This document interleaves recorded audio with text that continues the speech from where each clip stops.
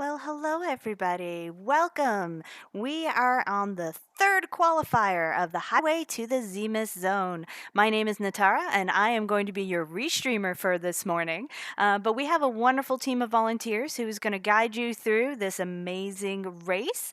That's going to be Invenerable, Margaret Ann, who are both on our commentary team, and Ali Jabrap, who is going to be our tracker. I'm now going to pass it to them so they can get us started. Thank you so much, Natara. Good morning, RPG Limit Break, and good morning, Free Enterprise fans. Well, good morning, I should say, if you're in North America. For our international friends and racers, hope you're having a great day as well. Margie, how are you doing this morning? I am ready to go. This is going to be exciting, and I've been looking forward to this. How about you, Inven? Oh, yeah. And we have four great racers today. We have Bigdunka, Tirasu1, Smaepdii, and MaggieTheKatt. We actually have, I believe, around 40 people actually going for one of these coveted league spots. These are just the four we're showcasing today. And we have a Palom start right off the bat. And let's see who that other character and that starting item are. It looks like it's Sid and the Pass. Ooh. Ooh, that's a fun start. Yeah, very, very powerful team to start off with. Sid comes at base level 25, tons of HP, great physical attack. Uh, and Palom is hands down the best black mage in the game under this flag set. He'll be getting powered up very quickly. And so we should be off to the races here. It would not surprise me to see possibly one or two of our competitors skip Baron at the start and head on north. I love to do it if I have a Sid start. Yeah, and they could get another character too in Mount Hobbs, so they might just run there with a team this powerful. Yeah, but it looks like they're choosing discretion and loot over the big gamble, and can't fault them on there. We do see an Edward in the Baron Inn, guarded by Bahamut. Kind of an annoying place to see Bahamut. He is a free fight if you have a set of Star Veils or other Source of Reflect. So that piddly little, 300 HP location, no threat at all. Uh, don't know who is in that second spot yet, and Edward's not that thrilling of someone to grab early, so probably won't worry about him quite yet. Cure 2's in the shop's good to see that. And we don't get to use the spoon, do we? So do you think they'll come back for Edward? Do you think they take them? Or would it be a matter of who they actually had with them? I mean, it depends on a lot of what we see. I mean, there was some amazing tech discovered back in this past spring's World Series of Free Enterprise that lets a low-level Edward pretty much solo Zeromus. And with that pass, if we find both halves of our crystal, this is V1, you do need the Adamant and the Legend Sword to make your crystal, we don't even have to go to the moon if our team is prepared enough. And if a starting key item is going to enable that, the pass is definitely one of them you want to see. Definitely. It looks like Bigdunka is heading to Troya first instead of going over to Damsian like Maggie the Cat and Tirasuar. Yeah, the Damson's a great place for early looting. Tons of items here, just free for the taking in a very dense location. But Troya does have the double item shop, and we have J items on, a lot of the stuff that was removed from our North American versions of the game, items that let you use great spell effects in battle. So checking out a couple of item shops at once early on can get you a lot of utility to get through some of these early game fights. Exactly. And it looks like Maggie the Cat checked out the waterway and found Mylon the first fight. So exiting out of that, obviously. Yeah, I like making the Demus check there. Admittedly, you're nearly never going to see Demus there. If you do, and it's important, well, it'll save you so much time over your opponents eventually. And really, when would you ever want to fly back to Damsian? I don't want to ever have to fly back there. So I like that check, even if it technically costs just a few seconds. But yeah, nothing but a Mylon taking his yearly shower, apparently. Definitely. And we see Bigdunka also making that check. So, ooh, it looks like Tella is on the summit of Mount Hobbs there. Another character who, although not the most thrilling one to have at the very end of the game, has great utility all throughout and kind of incentivizes a team to go do ordeals to unlock his full spell suite. So I'm a huge Tella apologist in this game. So many people don't like him, but not the worst one to see up there. Yeah, definitely could be worse, and he does end up getting a lot of really good spells if you do go to Mount Ordeals, which we may or may not see depending on where they find their key items. Absolutely. So Tirasu giving us our first peek at this antlion fight. It is Rubicante. If it were elements, I believe we would have seen something appear in Antlion's second claw spot. Exactly.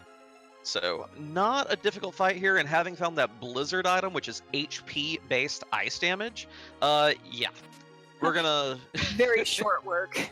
Yeah, not long for this world. Very great spot to fight Rubicante. He can definitely be one of the ruder ones down the road. And we do have a hook.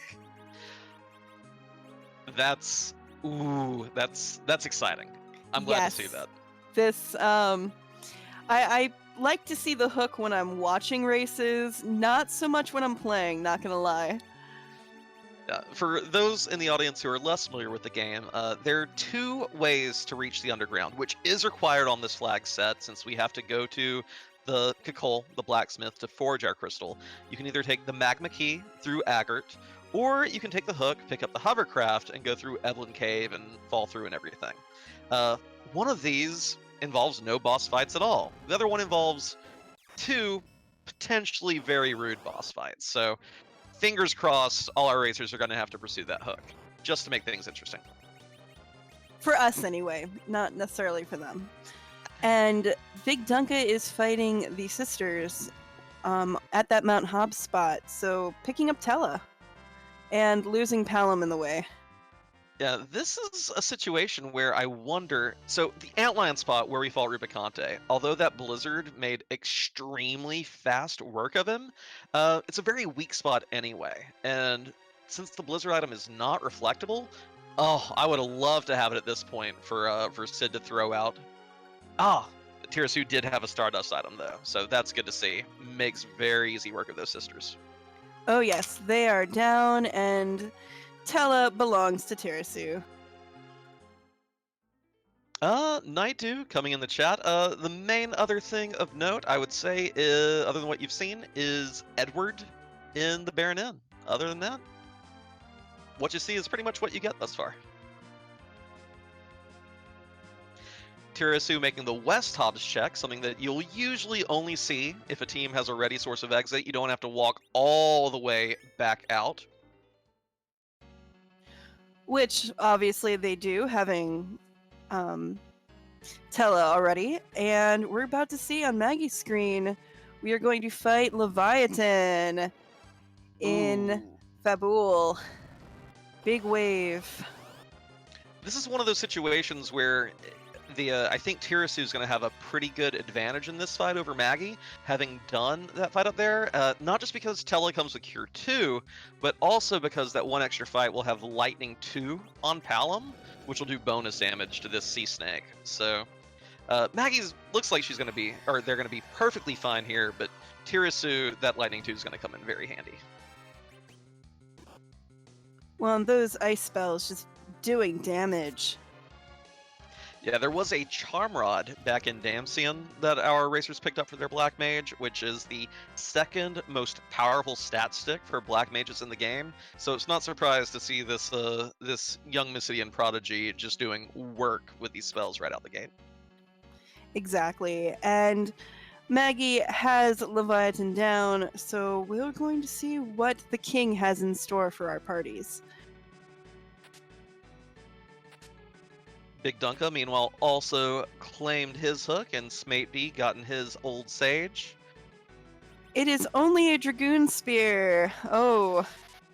Yeah, no key item progress, but that's still a great piece of equipment. It's honestly, although the White Lance or Holy Spear, whatever you want to call it for Kayn, technically has more damage, I like the Dragoon Spear a little bit better, I think, just because that quad damage versus dragons comes in so handy on so many grinds and so many boss spots. It And certainly if you helps don't, with making omelets. oh yeah, omelets, gold dragons, fighting pale dim, wyvern, all those things. If you don't find a cane, because this is CNX, so characters aren't guaranteed. He may not be anywhere on the seed. It'll still sell for just a boatload of money. A lot better to see that there than getting maybe like a drain sword or something. But drain sword stats. Oh, drain sword strats. That is one thing about CNX. Although we can have some more interesting teams. I mean, you could theoretically end up with 5 Porums. When we were playing with the C5 flag equivalent last year, there were times where Drain was pretty much your only hope. This year, I think Cluya willing, we won't have to see that in play this time. The whole day, watch a baseball game, and just go on about your life. Well, I think a 5 Porum strat would be pretty interesting to watch. But again, for the sake of our runners, maybe I won't hope too hard for that. And we do see both Star Veils and Life Potions for sale here in Fabul.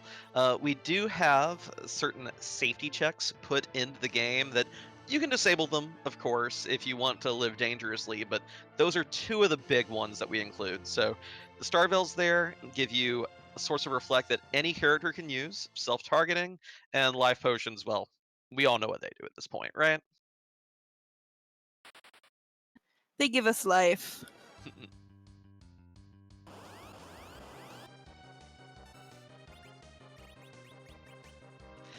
No Drain Daggers, sadly. Just the Drain Sword and the Drain Spear.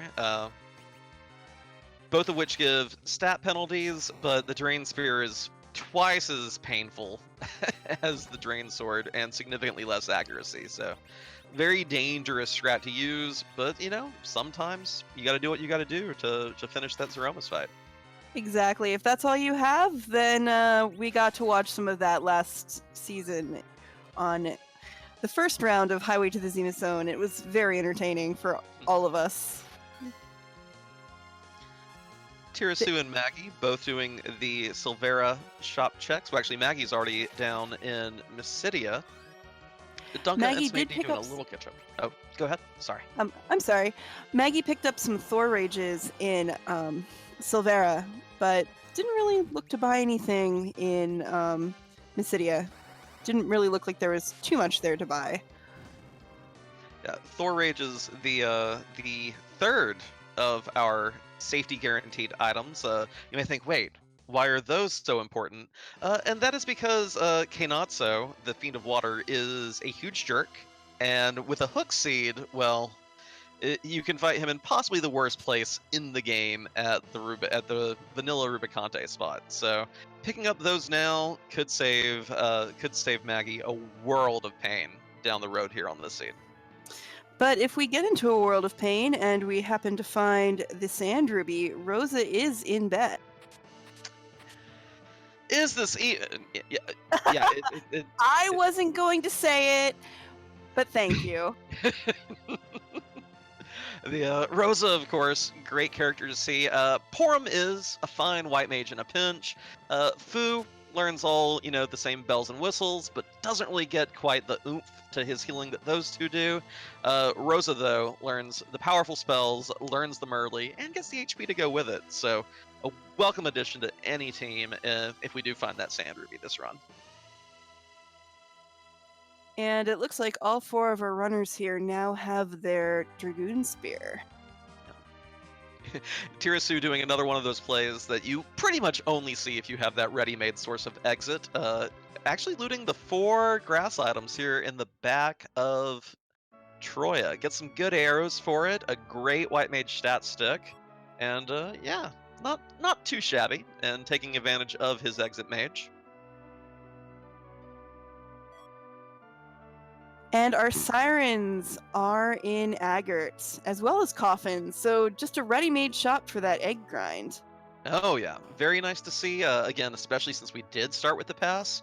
If our racers manage to find both halves their crystal without going to the moon, or without finding the darkness crystal, very easy to just grind on those yellow dragon eggs in the underground if you have those items. You don't have to worry about, oh, am I going to do my D machine grind? Am I going to hunt gold dragons? Am I going to do lunar bosses? No, easy peasy. Very, very easy leveling grind setup for all these racers already. Even without that extra 10 key item experience bonus that you get. So even if you only find 5 key items, they get the hook, and then the things they find immediately after happen to make the crystal. It doesn't matter. They can just go down and grind. One thing though that our racers do have to be concerned about, of course, Maggie, they're in great shape, already having found both of those. One of the side effects of a hook seed, and also Smaepdii, not ignoring Margaret either, but hook seeds can kind of cause racers to sometimes overlook Margaret, because if you don't have to land there to throw the magma key down the well, well, there's not that great a time to stop by there. So taking the time to actually do their overworld checks is going to do great work for both those racers when it comes grind time. Yes, and Maggie is checking ordeals, and first spot happens to be Pale Dim, which is probably a good one because that's one you want to hit with physical attacks. And with Sid, you've got plenty of physical attacks right there. Oh yeah, they definitely don't want to be hitting this jerk with elemental magic. I don't think anyone, yeah, I'm not looking to see like we have virus on Palom yet. Any kind of elemental magic will eat a very nasty counter, but this spot has very low physical attack, so it's just a matter of time. Just bonk it, eat your slow counters, absorb a tiny little punch now and again, and our racers will get through this no problem. Exactly. It looked like it's only doing 1 hit point of damage, so they should be perfectly fine to go into the next fight after this, even if they spend a little bit of time here. And we are getting this triple high five up on ordeals, but meanwhile, Smaepdii is giving us a peek into who is guarding Edward. This Bahamut fight shouldn't be too difficult. Oh yeah.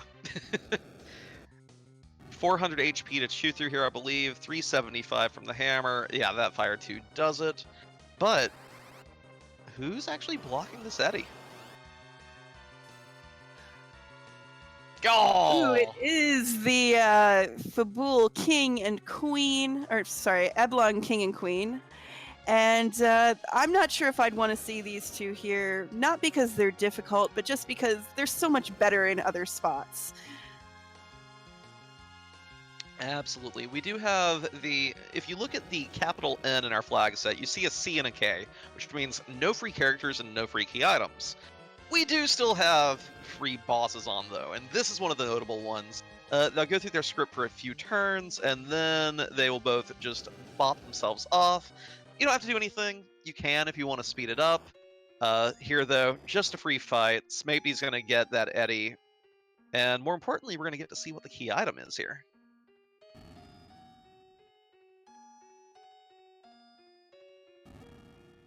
It's kind of a slow spot though, so taking them a minute or two to.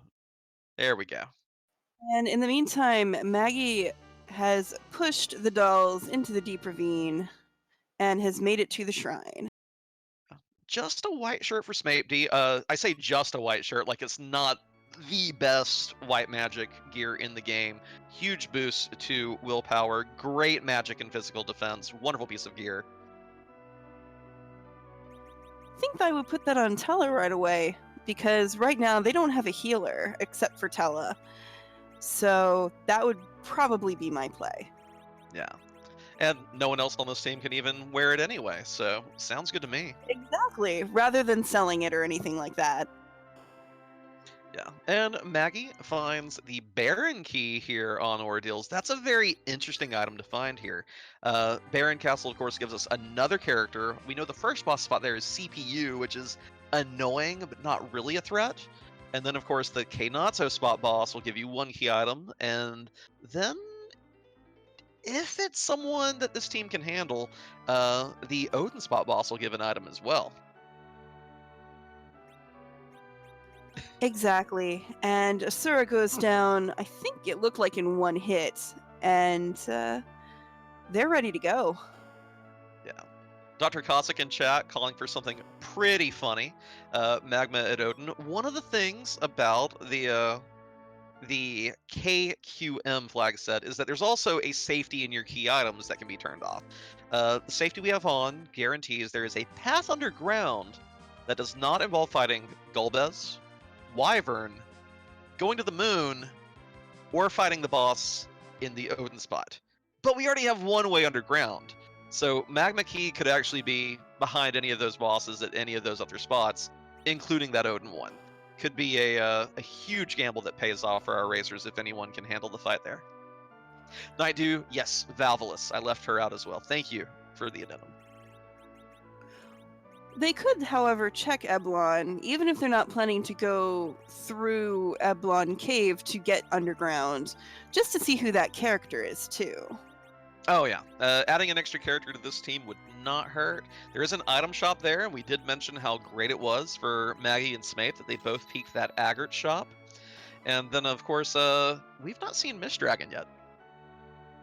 No, and we all know that everybody has their favorite spots for Mist Dragon to be, so who knows? My favorite one is for it to be at the King Queen Eblin spot, but when your way underground was permitted through Magma Key. It just feels so much worse than even seeing it on the Giant. Because if it's on the Giant, everyone has to go to the Giant. If it's there and you did some cheeky stuff to get a Magma Key, it's nothing but regret. Oh, Natar asking, why would be hunting for Mist Dragon? Well, that NK flag, no free key item, if you play base flags of this game, you'll get a freebie from Edward in the Troya bed. In this case, though, you have to hunt down Mist Dragon and go talk to Rydia Mom in Mist Village to get a key item, or potential key item, sorry. But when you do that, especially if you have the package already, you want to make sure you go from the other side of Mist. Otherwise, your package will open, you'll have to go through that whole cutscene. However, in Kaipo Inn, you could also see Mist Dragon. So, although if you've already seen her because you're checking Rydia Mom, then, probably not there. You're only going to see each boss once. Which is your favorite route place for Mist Dragon to show up? I still like it on Giant, at CPU. Still crossing my fingers eventually one day where I'm not playing. But only in practice, not in an actual race. Please don't smite me. There was actually an async practice race of this the other week that featured the gatekeeping Mist Dragon in Tower of Zot when you couldn't have your Earth Crystal yet. But no hunting for us required anymore. Randomizer. Is this even? Oh, just hanging out near home. So Maggie making that check instead of going straight for the Baron key. They're going to get a quick look at this key item. Let's see if this actually pays off for them. Yes, let's hope it's actually a key item and not, say, the Drain Spear. Is it required? Is it a shortcut? Is it just really powerful? What do we get? Oh, wow. That is the my- Darkness Crystal. That is Moon Access. That's a character. That's 6 bosses to fight for possible key items. That is amazing. That is very, very spicy. Very spicy. Ooh, any racer who overlooks that spot and just, dives underground instantly is going to have a lot of regret. Alternately, of course, 2 sides to every gambling coin in this game. It could be a situation where the lower Babel bosses are easy, the key items are free for the taking in, say, the Feymarch chest and at Sheila 1, and the Darkness Crystal's a big rabbit hole in itself. We don't know yet, but this is definitely going to be this seed's going to have a gulf between the people who remember that check and the people who overlook it. Yeah, this is wide open right now for Maggie. They could go to the moon, they could try to go underground, and we still have no idea where that Legend Sword and the Adamant are, because we did start with the pass, Darkness Crystal may not actually even be necessary, so it will be interesting to see what they choose to check next after this. But it looks like they are going after their Edward. Absolutely. And Dr. Cossack pointing out in chat that we do have a very potent grind available now. Having been to Ordeals, Tella knows the weak spell, and with that Darkness Crystal, Maggie has access to the Giant of Babel. You can get just absurd amounts of XP from the searchers that summon D machines on there. It's used in the vanilla No 64 speedrun, and it has quite a bit of utility in the randomizer as well. Just one of those things that they have to consider at this point as well. And I would imagine anybody who's going to be even trying to play in the league has that path memorized to make sure that they get that encounter. I know I usually just wander back and forth, but you have it down pat. I mean, I have the image bookmarked. Now, a friend of ours over here in chat, Swimi Leone, he actually memorized it for the Limit Break run at Limit Break 2019. But nah, it's in my bookmarks. I can, as long as Exodus doesn't pull it from his site, I'll be okay. Quick, screenshot! I do like Bigdunka, by the way, here, saying, I am going to take a gamble here. I'm not going to chase that Baron key. Going to just take this hook and run with it, see who my character is. Maybe these bosses down here are easy peasy. Maybe he'll see Kaipo guards at the Rubicante spot. We do get to peek it when we pick up this character. And it's going to be a big payoff for him as well.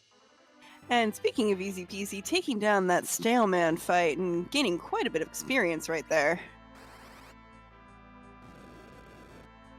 While Maggie turns in their Darkness Crystal, and Tarasu looks like he's going to go ahead and make that Eblon Cave play as well, picking up the hovercraft. Yeah, it's kind of funny. I do recall last year during the Zemus Zone. Oh, sorry. Oh my goodness. That is exciting right there. Single-handedly, the rudest boss to see at that spot. I swear. Admittedly, we do have two characters who can cast lightning magic. We do have those Thor rages available in the overworld, but Kenatsu at Rubicante is so nasty. Kane's a great addition. We do have that Dragoon Spear from Fabul, but I would be I think I would take that Darkness Crystal and run with it. Oh, that's gonna hurt. Yeah, Bigdunka is exiting out and going to play somewhere else for a bit, I think. For those of you who are curious, why is Kenatsu so mean at that spot? You tend to have lower levels compared to where you'd be there in the vanilla game. It's a very fast spot, and his primary attack is an HP-based wave, based on his HP. It does roughly 1/20th, and that spot has, I think, around 25,000 starting out. So if you haven't, grinded up levels on someone with a ton of HP, or if you can't dish out a ton of damage right out the gate, that wave will just wipe your party before you get anything done. If you're careful with your timing, you can break it with lightning before the wave gets queued up, but it is very, very tricky, and I'm excited to see if anyone tries to take this path. Oh, and there is another Kane on the moon. So, we have no dupes on, so that means you only get one Kane per party. No, and dupes are on. Oh, I thought we had no dupe on. I can read. You're good. The rude surprise that you won't notice if you don't carefully look at the flag set is that the rescue flag isn't on. So you can't drop someone and then go pick them up in Tower of Wishes.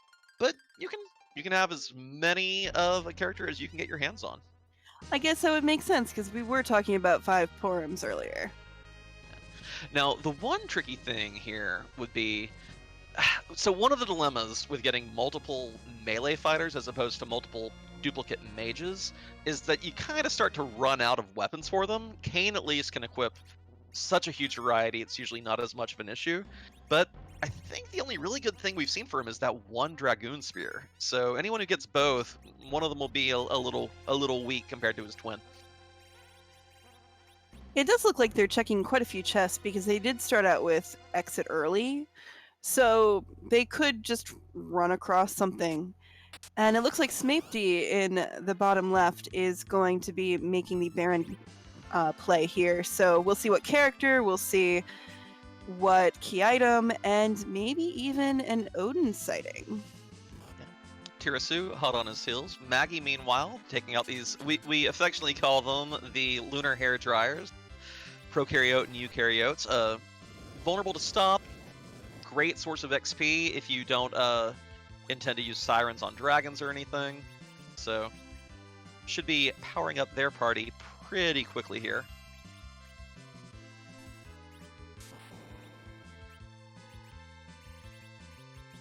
Still seeing a lot of looting from some of our racers. I saw Bigdunka picked up a lot of items in Evelyn Cave, and Smaepdii here is grabbing quite a few on his way into Baron Castle as well.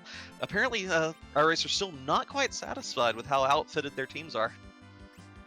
Well, the more items you get, the likelihood of getting decent items from the treasure chest, because we do have a T3 on, which means it's slightly unbalanced. Anything that would be a bad item, like say a Cure 1, is going to be GP instead, and money is always a huge factor in how you play free enterprise, whether you can even get any. So we're not going to see too much in the way of like high value items being sold, but just the sheer quantity of items you can sell can be a big factor in whether you can afford items to help you in some of these fights or gear later. Looks like Maggie finally about to clean up these hair dryers. There goes the last hit. Should be seeing a lot of XP gains on both Edward and Kayn here. 27 levels for Edward, 19 for Kayn. Yeah, they're in a little better shape now. Just slightly. It's just too bad we can't use that spoon. Only a vampire drop. That's usually not what you want to see from a trap chest, but I guess the real reward there was the XP. Oh, for sure. Even if it had been something like a Drain Spear, which I guess since we have the option of 2 Kayns, that wouldn't have been the worst thing in the world. Still, all those levels, you can't deny that those are going to be helpful later. Well, mate, I do like seeing Eddie in the Baron Inn, just imagining that he is an actual musician and you're just interrupting him while he's trying to take a setlist break, and those are the bouncers. His bouncer this time is a dragon, I guess, but still, come on. Don't hassle the talent, right? Exactly. And did I just see Smaepdii's Tella using Meteo? No What kill is like that overkill. Well, one of those J items that are on are the Soma drops. They give plus 10 max MP to a character. So if you got it, flaunt it. Rocks fall, CPU dies. Delicious Meteos. And Dark Elf is apparently King Baron this time. If Smaepdii can push this fight to phase 2, he won't have any problems, of course.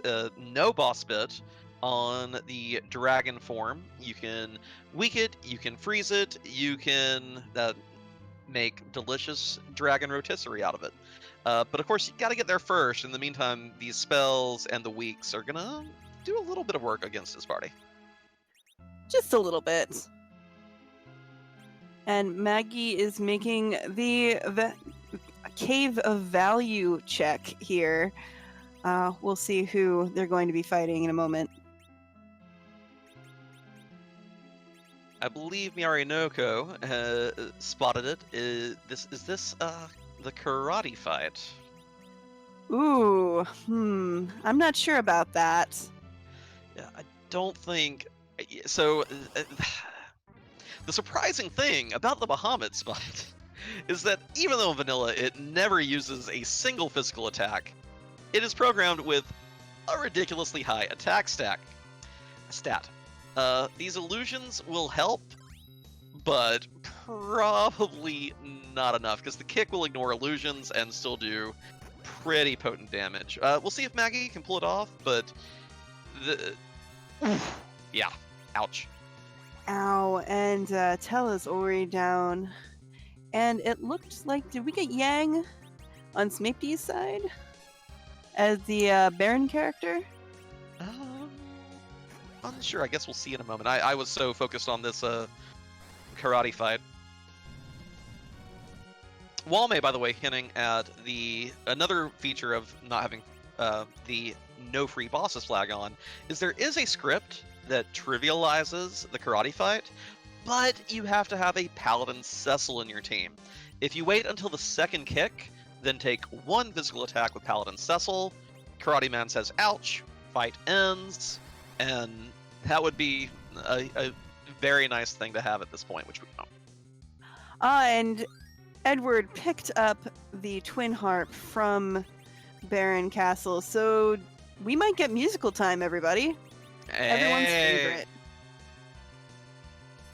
If you're a free enterprise sub, get those free harps out. Smaepdii's about to give it to us.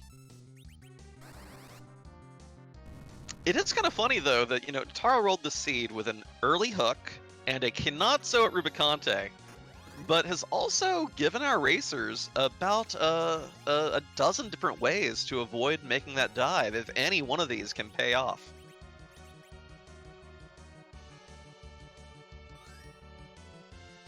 Not sure what she's trying to say with those choices. Not that she actually chooses, it is all random, but, It's like, you want to go to the moon? Go to the moon. You want to go fight Odin? No one wants to go fight the Odin spot. But Smaepdii making the choice for the fans, gonna give us that twin harp song as soon as this chocobo quits being picky. Landing that chocobo, at least here, if you press the Y button on your controller, you can slow down the movement because all the movement speed has been increased. So you can actually find a place to land, which makes Troya and landing that chocobo a lot easier. But when you're trying to go fast in a race, sometimes kind of tricky. I just love how picky the chocobo is. Like, no, this course 80% covered in forest. I demand 100% foliage coverage if I'm going to land. Nothing less. The light, it burns. Yep. Sub guy pointing out that Dunka is coming down here and peeking this Odin spot. Hoping for something this team can manage. Lots of bosses. If you know the tricks, you can get through even at a high level spot like this. But apparently does not intend to give that one a try yet. Yeah, I don't know about that. That could be a fun fight to watch.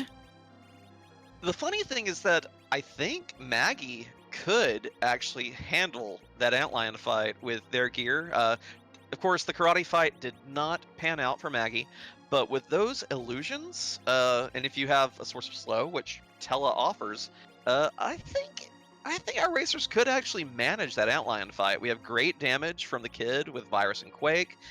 Tella has, well, at least in Smaepdii's case, has Meteo. So just get those illusions up, get those blinks up, and whatever you do, don't hit it with a physical attack. And I think, at least I missed this earlier, we did find Bacchus wine in Eblon Cave, so those can be handy if you get a physical party together for Zeromus later. Oh yeah, and this team's shaping up to be one. We've seen 2 Canes this seed, we have a Yang, we have a Sid. The only real spellcaster I'd want for the Z fight at this point that we found is really our Palom. So, looks to be a very beefy, smashy party at this rate. And if they do get lucky, we could see somebody get that Sand Ruby and go pick up Rosa. If we want to heal her. Although, if we're doing... Well, I guess we wouldn't really be doing reflect strats, really, would we? So, yeah, Rosa might be helpful just in terms of having somebody to heal your Zerked fighters. And I'm going to be a terrible commentator for a minute and mute myself so I can listen to this Twin Harp song. Yes.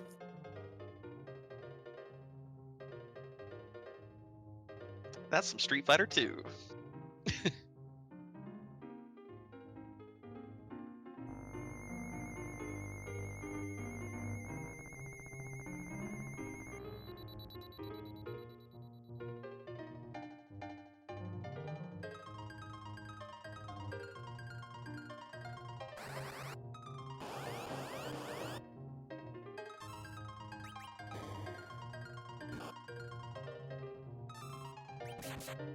Excellent jam today.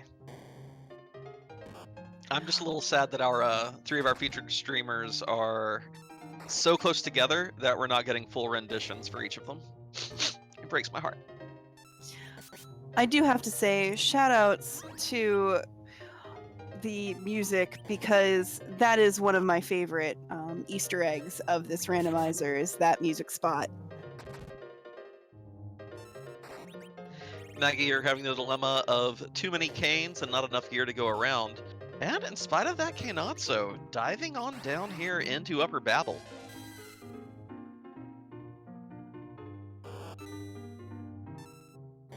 Well, there are plenty of chests, and there are other experience opportunities with a trap chest as well. So, ooh, and that was a drain sword they just picked up. And Evil Wall is actually the Dark Elf spot, so that's always fun. Shouldn't be too bad here. The Dark Elf spot innately has ridiculously high magic defense, so Callum and Tella won't be contributing too much here, but Zerk up your Sid, blink up your characters, and you'll probably get through here just fine. Or if you're really sneaky, you can have your Edward go hide and then do Edward hide strats, but that just takes a really long time. It's not exactly race safe unless you have no other options. It's a great tool to have in your pocket. For those of you in chat who are curious, Evil Wall, when it moves, it will hit someone. It must hit someone. If there's no one to hit, it will hit itself. So that's why if everyone's already knocked out and Eddie's hiding, it'll bonk itself.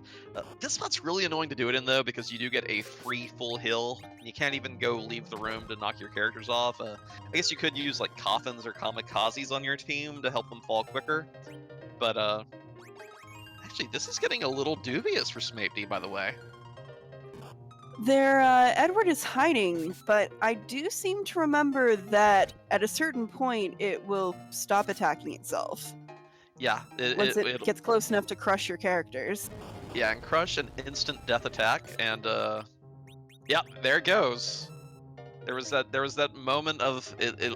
Yeah, it got too far across without enough damage, and now it's battle of attrition. Can we keep the damage going faster than the crushes come out? Dunka, meanwhile, already through thanks to his stronger team. That Kane, that's a few more levels on Young, and Dunka overtaking Smaepdii here. And picking up the Quake Kit as well. And a crystal ring. That is not the crystal we want to see, although we want to see the parts to make the crystal. But that crystal ring could still be helpful for our character. Yeah, great piece of gear. High magic defense, agility boost, status resistances, and Smaepdii takes the biggest sigh of relief I bet he's taken all weekend long. Oh, imagine, yeah. Maybe the crystal ring's a little disappointing, but that was very, very close. Well, if nothing else, they If nothing else, beating that boss, you get some experience. If you do end up finding Fu, which is iffy, then Fu will have some more spells, so that's always good. And Bigdunka is checking the Demist spot, finding that Demist. So life is about to open up for them, or him as well. Oh yeah, makes a ton of sense to make this check now. Bigdunka has cleared off every key item or open path spot that he could. Did not want to fight that Kainatsu. Did not want to fight that Antlion yet without grinding up a bit. And decides to check these few little hanging boss spots, and it's going to pay off for him a lot. Yes, and the Dark Imps at the first spot in tower, or lower tower, upper tower, going down. Yeah, upper Babel, yeah. Maggie gonna actually suffer a little bit here due to having no hourglasses left. This King Queen Upland spot punches hard and punches quick, and without a means of stopping them, this may get a little hairy for them as well. Yeah, it's funny. You never really think about the Dark Imps being that difficult because when you see them in the vanilla, you just thwack them a few times and they're dead. But here, being able to move the bosses around and them getting the attributes of whatever character or whatever boss would actually be in that spot, things can get kind of tricky. And Oh yeah. we see them take the reset. My favorite, the more you know moment with Dark Imps was, I believe, the first time I ever fought them at the Leviathan spot, where it's super fast. They have over 10,000 HP OP. I'm like, it's okay. I'll just throw an hourglass. No, they were all. You'll do what? Stab, stab, stab, stab, stab, and it was honestly, it was pretty funny. At some point, you just have to laugh because it just is what it is, and you'll reset out or you'll come back and try again. Dunka flying to the moon. Gonna see what awaits him here. We'll see if he picks up that second cane. He already got a Yang, of course, to replace his Edward. So, will he pick the cane in spite of not having a second weapon? We'll have to wait and see. Well, seeing that second cane, who would you choose to replace?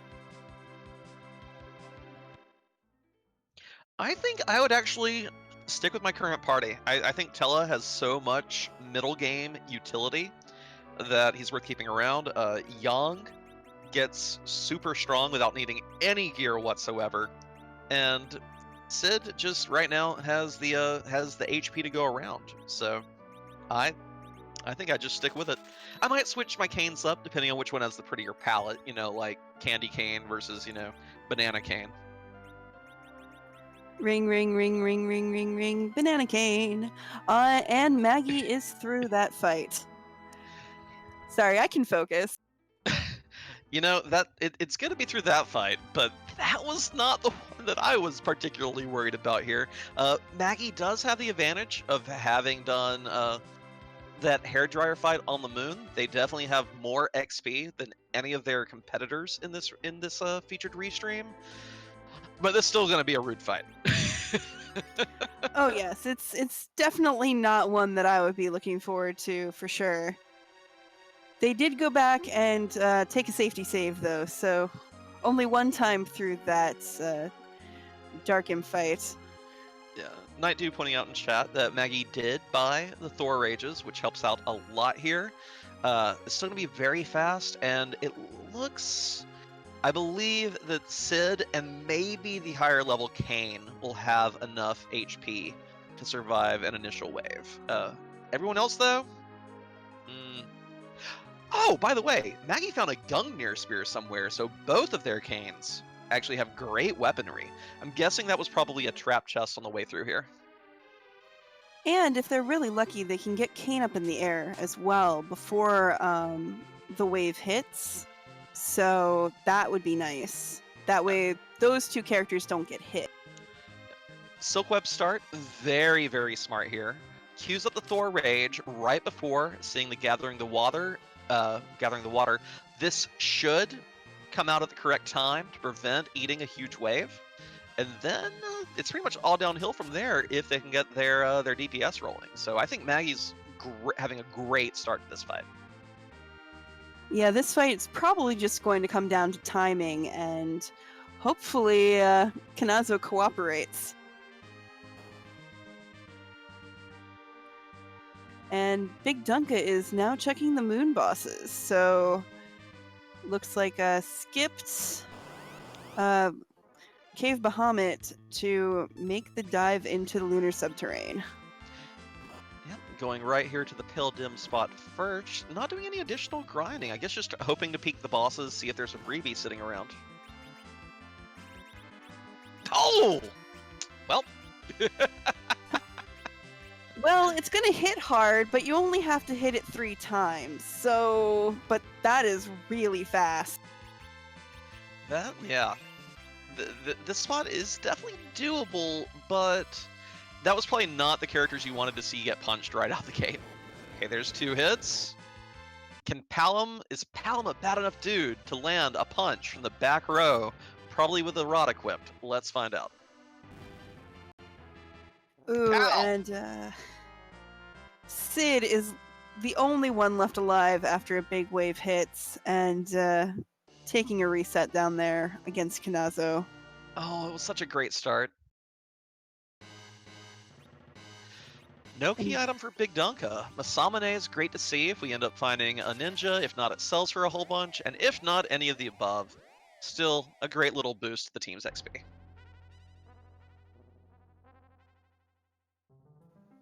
Exactly. Masamune is, I believe, the best weapon for Edge. So, yeah, so if we find him, awesome. Yep. And yeah, Swimmy, I also like Bigdunka's strategy here a lot. We did have Sirens on Earth. We have a Dragoon Spear for Kane. Gold Dragons are ripe for the plucking. Tons of bosses here. Hinatsu's a big old jerk. I would be 100% spending this next 20 minutes or so on the moon.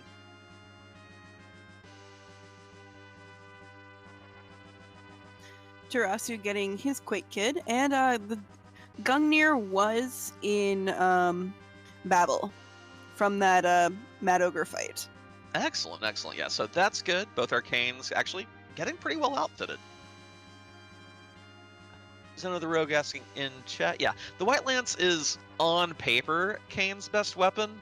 It depends on what you're fighting. It's definitely the strongest in pure attack power, but it's not as strong against dragons or against wholly defended enemies as the Dragoon Spear is. And the Defense Sword actually is even stronger than the Dragoon Lance if the monster has a holy... Well, yeah.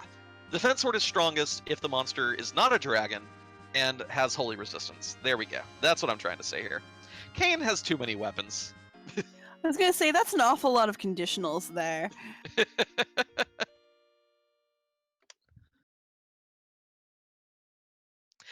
Well, Code Kaiser, it's hard to tell exactly who's in the lead because we do have over 40 people racing. Right now, though, none of these racers have found either half of their crystal to actually go fight Zeromus. I do like that both Maggie and Dunka have found their darkness crystals. But other than that, it's hard to tell. There's still tons of places to check. Everything could be in the underground. It could be a case of who gets down there first. So we'll have to wait to see how things pan out a little bit further. Ooh, this is fun on Dunka's side. It looks like we have a gauntlet. Now, they're a little rude, but if you have a stack of hourglasses, all 6 of these fights are completely free, and you can even heal your team up between them with, you know, all the potions you need to, if you brought enough hourglasses to the party. If you really want to be greedy, you can... Sorry. Oh boy, this is fun! If you really want to be greedy, you could even kill the captains first and life glitch them and get a whole bunch of bonus XP from that gauntlet fight over at Lunar Dragons. This here is also likewise pretty funny. I mean, we call him Troll Bez for a reason. An exploitable fight, of course, if you have your Star Veils, but this is a pretty fast spot with pretty high magic attack. He'll be bringing out these viruses and lightning threes very quickly after healing the party back up. And we're going to see 3 characters go down in quick succession just due to the Shadow Dragon. And whether or not we see any of them come back up is going to depend on how quickly they can get up their Star Veils. Yeah, this is one of those situations where that cursed ring actually is going to come in very handy for any racer who takes advantage of it. These moon fights, all 3 of them we've seen, are technically free if you brought the right items with you. It's just outspeeding it kind of depends upon having your teammates, get their turns at some point. And Oh, I and I think was wrong. we'll also see if anybody can remember where certain items were if they need to go back and get them. Because I know we've seen Hourglass 2s and all of that as well, so it is possible. And also, I apologize. This is actually a low magic attack spot. That's probably one of the reasons why they made Plague's Doom attack actually always be guaranteed to hit. Because otherwise, the magic attacks here are so low, it would have probably whiffed most of your characters in their endgame gear in vanilla. Well, you have to make something interesting for the final bosses, right? Oh, yeah.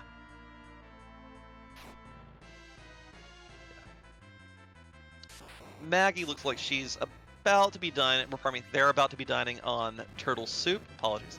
Got these waves down really low. Doesn't have tele-up anymore for the healing, but has gotten some great damage in, and I think they'll be getting through this fight pretty soon here. Definitely, and Tarasu's still working his way through his Kanazo fight. Smaepdii's about to start that fight. I didn't see. Did Smaepdii take a safety save in between?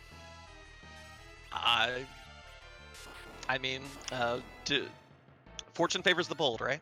Well, I mean, it does take half a minute to go back and make sure that you save, but knowing Kanazo is here, I think I still would have spent the time to do it, just because the time you lose if you wipe is so much greater than the time that you spend going and making that safety save.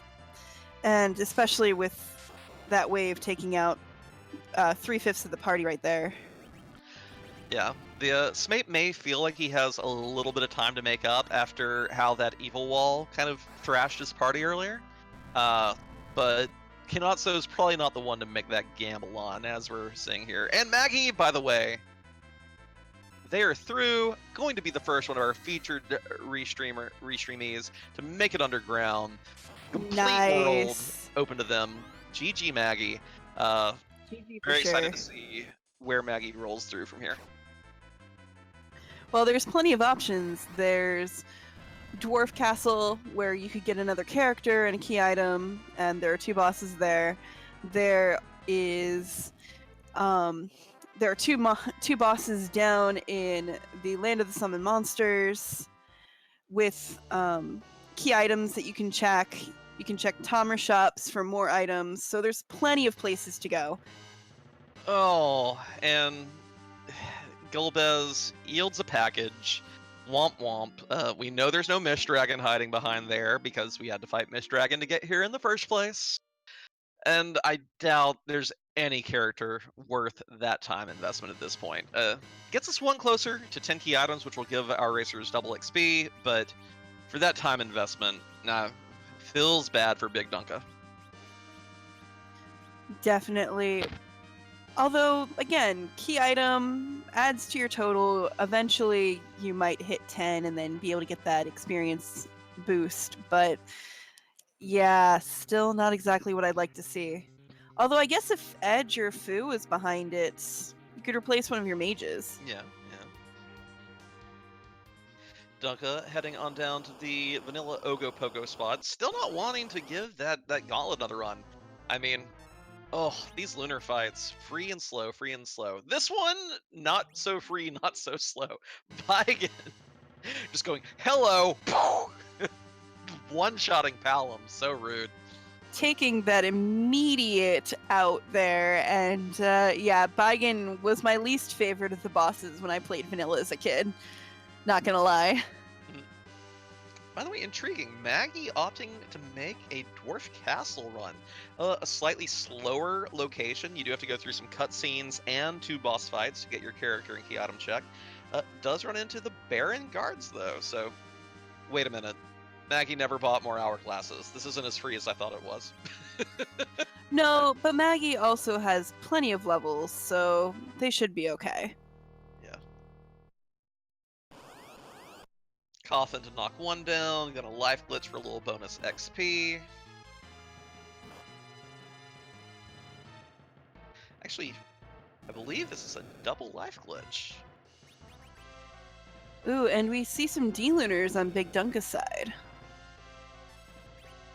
Yet another lunar boss that has exploitable scripts. The Deep Lunars, they do physical attacks, then an HP-based flame attack, then a whole bunch more physical attacks, and then finally a reflectable breath attack that you can use to turn them into frogs. You can then lock their script if only one gets frogged.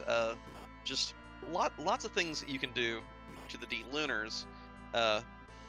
But if their damage comes out too hard too quickly due to your lack of a proper white mage, oof. Yeah. I'm Like just we just wondering, saw. like, I wonder if Bigdunka missed the shop that had sirens, because even doing just a couple of those gold dragon fights would make so many of these lunar bosses just an utter cakewalk for him.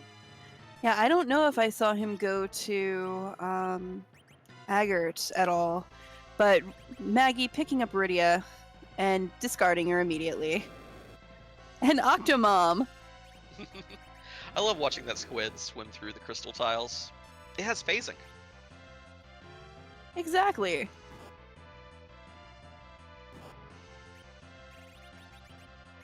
And going down with a quake.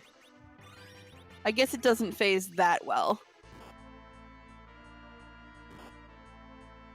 Yeah, Code Kaiser, the short and long of it is that Final Fantasy IV Free Enterprise is an open world randomizer for Final Fantasy IV.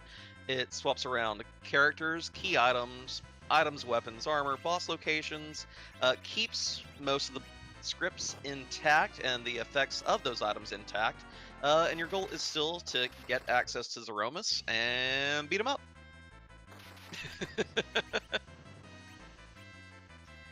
So it's only slightly different.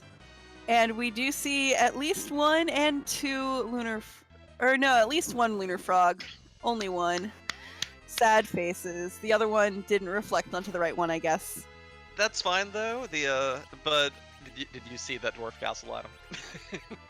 I did not. What did we get? I'll let Swimmy post it in the chat. It was the drain spear. Yay! I can't believe I missed my favorite. And favorite being in quotes, of course.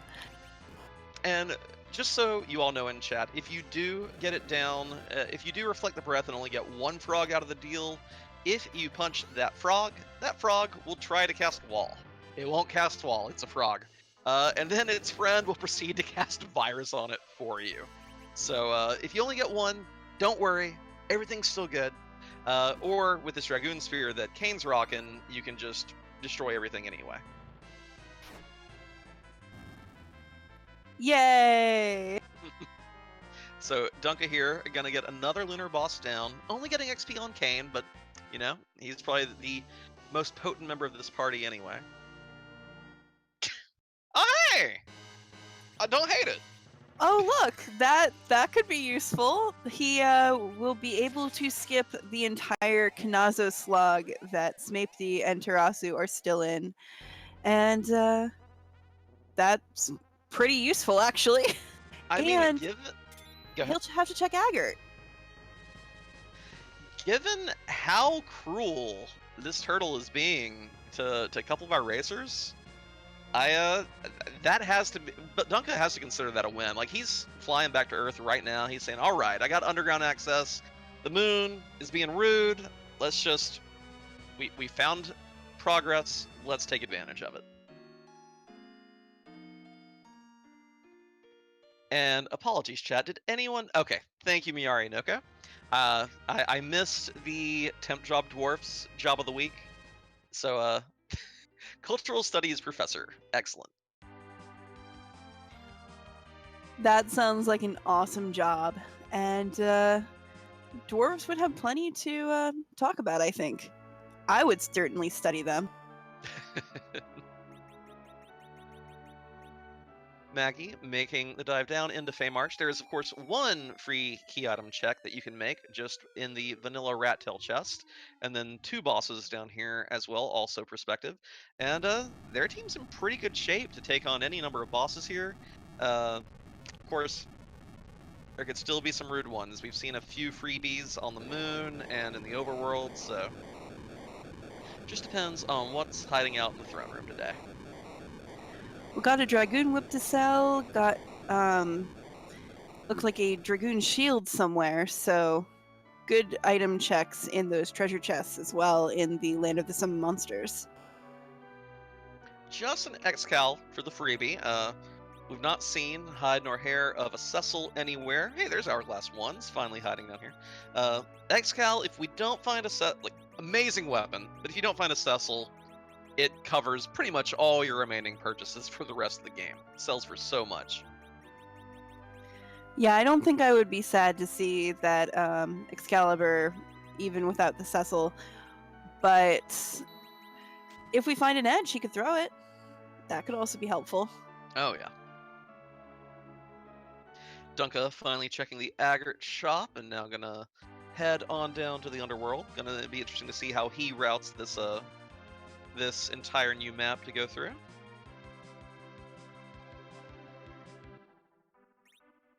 Maggie saving up, headed down. Let's see who's actually on the throne today. Well, there aren't too many choices that we haven't seen yet, so... Huh. It is a mystery. One is probably Ogopogo. What's behind door number 2? Oh, Maggie, you witch. Or Oh. Margie, you witch. I swapped a letter. I'm sorry. We have a Nogopogo. The Nope Rope, the Danger Noodle. Maggie going for it, though. Might as well. I mean, they have a lot of levels, and who knows what they could find behind it. It could be Adamant and Legend Sword right here if they can beat both these moon bosses. It's true. It's true. And this spot, not too bad. Only has about 23,000 HP, and these Zerk Canes are dishing it out pretty fiercely. Tarasu has taken down Kinazo. GG Tarasu. I dare say this is the hardest fight in the game, especially if you didn't go into it with the slight advantage that Maggie did, having that bonus XP from the moon. So GG's on Tarasu getting through that fight. For sure. And yep, Bigdunka is dropping Rydia. No summoners today. And I missed this when Maggie went through. Tarasu taking a peek at the upper Babel boss. We now know that that is the Kaipo guards fight, since it was the Baron guards in Dwarf Castle. So another freebie up at the top of the tower with easy fight, bonus XP if you want to life glitch the captain. So another gamble that a racer could make. Yeah, I'm not sure if I would take that without having the tower key as well, because having to double dip tower, that's a really long walk. And not going to name names or call out any racers, but we have already seen our first forfeit from this race. I say hashtag blame Natara. This is definitely, that cannot so. I think we're going to see quite a few people throw in the towel this race. If it takes either a ton of tenacity or a lot of skill in knowing your techniques to get through that fight, or just, of course, finding that Mist Dragon and getting some levels via the moon. Both valid options, but a lot of racers are going to have a very hard time with that fight. Yeah, I don't blame anybody if they decide to forfeit out of this, because that is not looking fun for anybody. And Maggie taking down the Nope Noodle. Gets a rat tail. We do already have the hook, so we can always go turn that in. Definitely not a bad find here. Now, if they were to find the pink tail, because of the flags we have no adamant armors, which means even the pink tail won't give you one. So you will get a nice item. You just don't know what it is. Yeah, you get something from the ultra rare pool. So it could be any number of good things, but just not that adamant armor. Of course, you could also get a ninja shirt from it, and then we all curse Natara's name even more. Glass helm? Ooh, and Wyvern is the other spot. But Maggie getting their Star Veils up here, boom, right out the bat. Kane will survive this. The question now, though, is do you battle of attrition and try to wake everyone else up? Or, if this is your Dragoon Spear Kane, do you just go one-on-one, Dragoon, Dragon, and see who takes the win? I think I would be jumping at this point just to get off the ground for the next reflect nuke and hope that I can time it right. Well, going for attrition route, sadly, the potent Kane cannot quite survive that, the survivor Kane can't survive that first nuke. I wonder if... I did see a Dwarf Axe on Maggie's Sid earlier. I'm wondering if he also is wearing a Curse Ring. If so, Sid will have bare minimum agility, and the rest of the team will be super fast, and should be able to pull this off. Dwarf Axe might not be enough on its own, because Tella will be quite slow. And it looks like Wyvern's pretty fast as well, getting off double nukes before Maggie can even make another attack. Yeah, being a rude dragon here. Yeah, Code Kaiser, the party members are randomized. Duplicates were added to the game in version 0.3.0. So you could end up with a party. If you want to play casually, you can make a team of, 5 Fusoyas, 5 Edges, however you want to play. With this set, we do have CNX. N means not guaranteed, so it's typically, if you don't have that flag, you'll see every character available at least once. Not the case here. And X means restricted Edge and Fusoya, so they can't be in your starting team, they can't be on Hobbs, and they can't be in the Baronet. Other than that, though, it's whoever you find at any of the spots you can find them.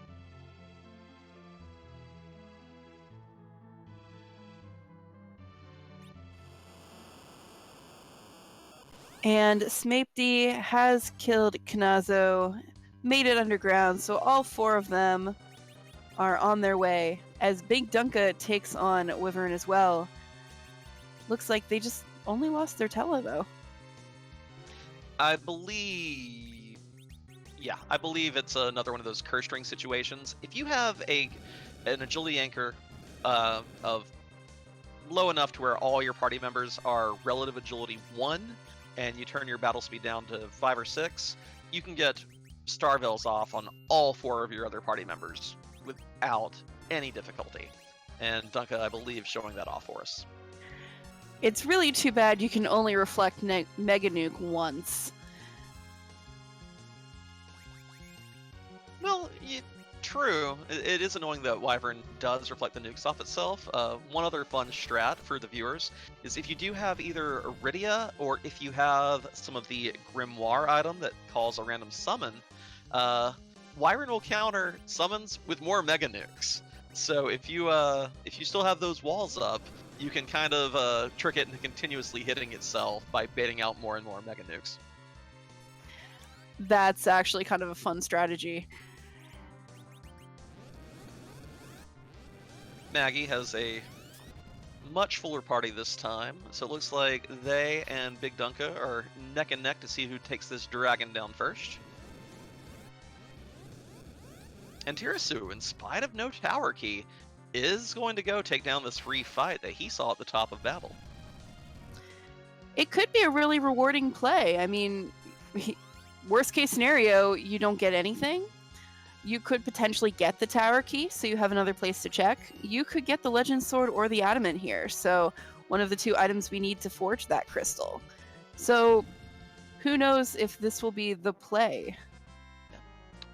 And there's Maggie taking down Wyvern. Dunka already revealed to us, though, it is the Earth Crystal, which, another key item, another 2 characters. And oh my goodness, we have a first place finish already. I was about to complain about how we've not seen a Legend Sword or an Adamant anywhere, and Moonblaze Wolf is done. A 1 hour, 13 minute, 40-second finish. GG's to Blaze. GG's. I'm going to do a little theorizing here, and my guess is going to be that Blaze never had to fight Kainatsu. I bet that he found that Darkness Crystal, grinded Moon Dragons with Sirens and that Dragoon Spear, and found all his crystal pieces, and then just destroyed Zeromus. Just my theory. I'm excited to see the Race Wielders channel later and to see what all our racers did, but that, given how rude it was to get underground, I'm definitely leaning towards that theory. Yeah, you're probably right. I mean, being able to get underground, just even with the magma key, I mean, it's possible. It's just on the moon. Everything that we need, and even the magma key just not even being necessary to get what you have to do to forge that crystal. Although you will need to get underground, so finding that magma key would be helpful as well. But if you're already killing all the moon bosses... Yeah. Yeah, and also, I mean, come on. Moon's in his name. Exactly. You can't be Moonblaze Wolf without the moon, so... Hey, and Blaze has joined us in the chat. GG's. Please do not spoil your route. Everyone does want to be surprised by what these racers do, but I am very excited to see where all these items are hiding, so I can get a better idea of what you did. Because just amazing time. We've not seen a Legend Sword or an Adamant thus far, so you killed it. Very well done. Yes, all the GGs. So many. And a life staff is up at that tower spot, so not even going to walk down, it looks like.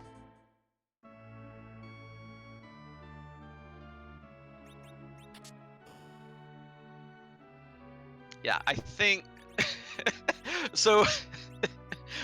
I dare it. So if I were in this race, and I were metagaming as I am wont to do, I dare say anyone who has found Lunar Access should have a pretty good inkling of what the situation is. Anyone who hasn't found that Darkness Crystal is going to be very confused.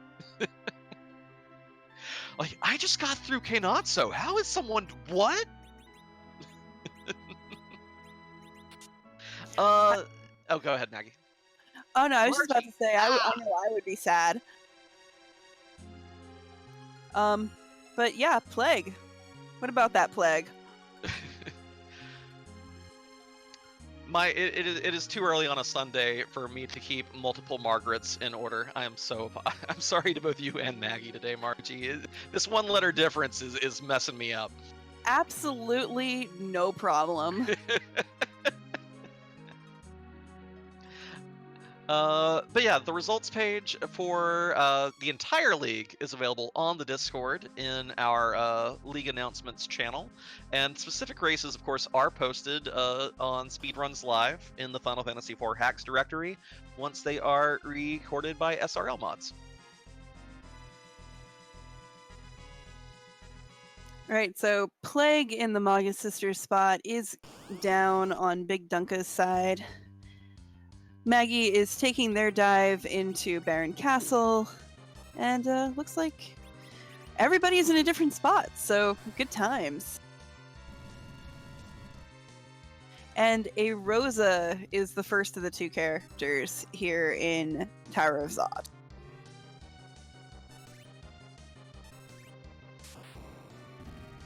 And it's another Sid, narrowly escaping the CPU ball of death. I know I would be sad if I got crushed by a computer. Smaepdii making some omelets for us. So I'll take mine with ham and cheese, maybe a little broccoli. Delicious.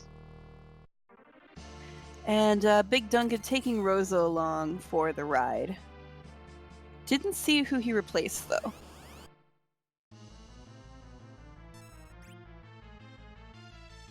Sheila won, giving the pink tail, so Tirasu didn't bother with that Ogopogo fight, so only has one tail to turn in, and the pink tail, no chance of being a key item.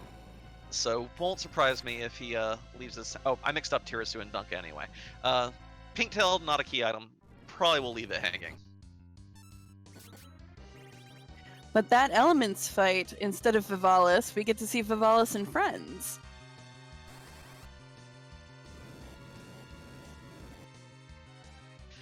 Maggie, by the way, upon seeing that dot done, undoubtedly thinks, oh, did I miss something at Baron, leaving that key?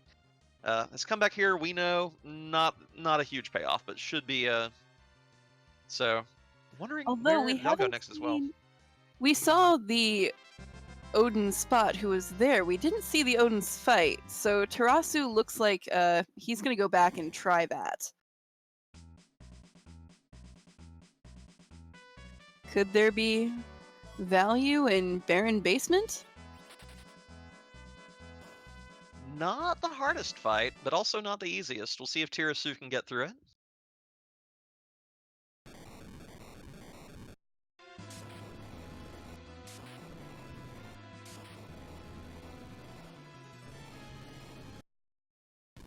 And a spoon.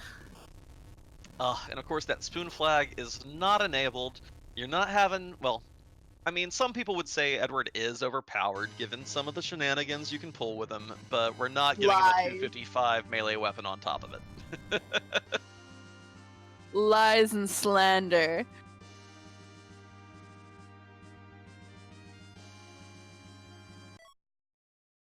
So none of our racers making a moon play.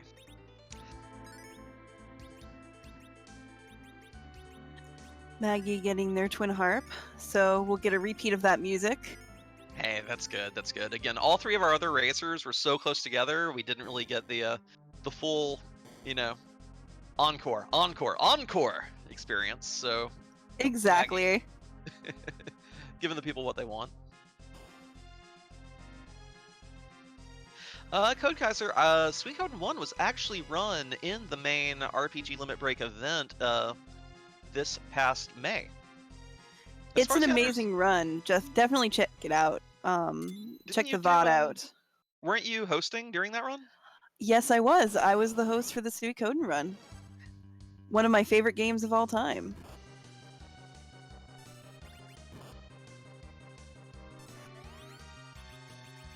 Dunka here, about to get disappointed by Kaipo guards. Meanwhile, this is a whole lot of insects on our screen at once.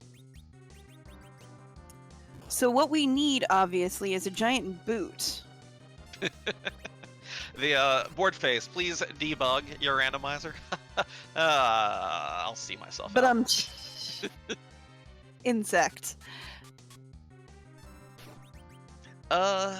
Dreadlink, I believe Dunka got the spoon for clearing out Tower of Zot. Hooray! Yes, Tower of Zot was a spoon. Oh, more importantly, you get this classy, regal, purple-robed Rosa. So that's the real reward. I was going to say you're all set if you get some ice cream, but I don't think we've implemented randomized key items yet. Oh yeah, Kaiser. All the main event Limit Break runs, and I think everything ever done on RPG Limit Break channel is on YouTube as well. So it's probably in the panels down below the video. And this is still so weird to me, by the way, that we have 3 of our featured racers all fighting Antlion at Odin Spot at the same time. They've all taken different paths to get here, and they've all high-fived here, and I don't know, just pleasant coincidences. I think it's that tapestry, the way things weave together, that make this so interesting to watch as a race. Because everybody can take such different paths, and Smaepdii taking down the bug, as well as Tarasu and Maggie, all within a minute of each other and getting that Artemis bow. they all get to be disappointed together. I don't know if I would call that disappointed. The Artemis bow is an amazing bow. It's the best of the bows. Pair that even with mediocre arrows and a Bacchus wine, and you've got another pretty good fighter. That's true. I mean, Artemis bow and Artemis arrows are best in slot for Sid in terms of endgame DPS. So it's not terrible, but again, someone's already done. And if you want to make it to the league proper, you really want to be top 3 in a race. There are a few races, of course, where top 5 or 6 will all advance, but you definitely want to be getting. You want to be seeing that adamant. You want to be seeing that legend sword. Getting more gear at this point is you just have to feel like you just wasted those minutes dealing with that insect. There still is experience, though, too. And one of these slots could mean that that's one less egg you have to grind. And I mean, grinding eggs is really fast, or grinding any of the other methods doesn't take that long. But that little bit extra you don't need to do may offset a little bit. KFAL pointing out in chat, by the way, that it has been 10 minutes since Blaze coming across that finish line, and no other dot done. So whatever Blaze did paid off in spades. No other racer even coming close this time. Going to be very interesting to see how our scoring metrics play out at the end of this race. We do equalize all 6 qualifiers based on the top 5 finishers of each, and Blaze throwing off that curve this morning. Someone had their Wheaties. Although it does make your speculation seem more viable here, as we see fewer and fewer options for spots to check. I mean, at this point on Earth, now, did Maggie ever actually turn in that rat tail? I do not believe so. Hopefully we'll get mention from our tracker in chat to confirm or deny that. Because they are the only one. Okay, that was Tower Key. Thank you. By the way, huge shout out to Alija Braff, our tracker this morning, doing excellent work. So Tower Key there, but I don't think Maggie's run up Lower Babel. I think they saw that dot done and decided to check some of these earlier spots they skipped over. It's entirely possible. Dunka finally coming back up to the moon. And Not we a lot are- of spots left on Earth to check at this point. I'm sorry, we are about to get our encore of the music. So if you missed it earlier, shh, no spoilers.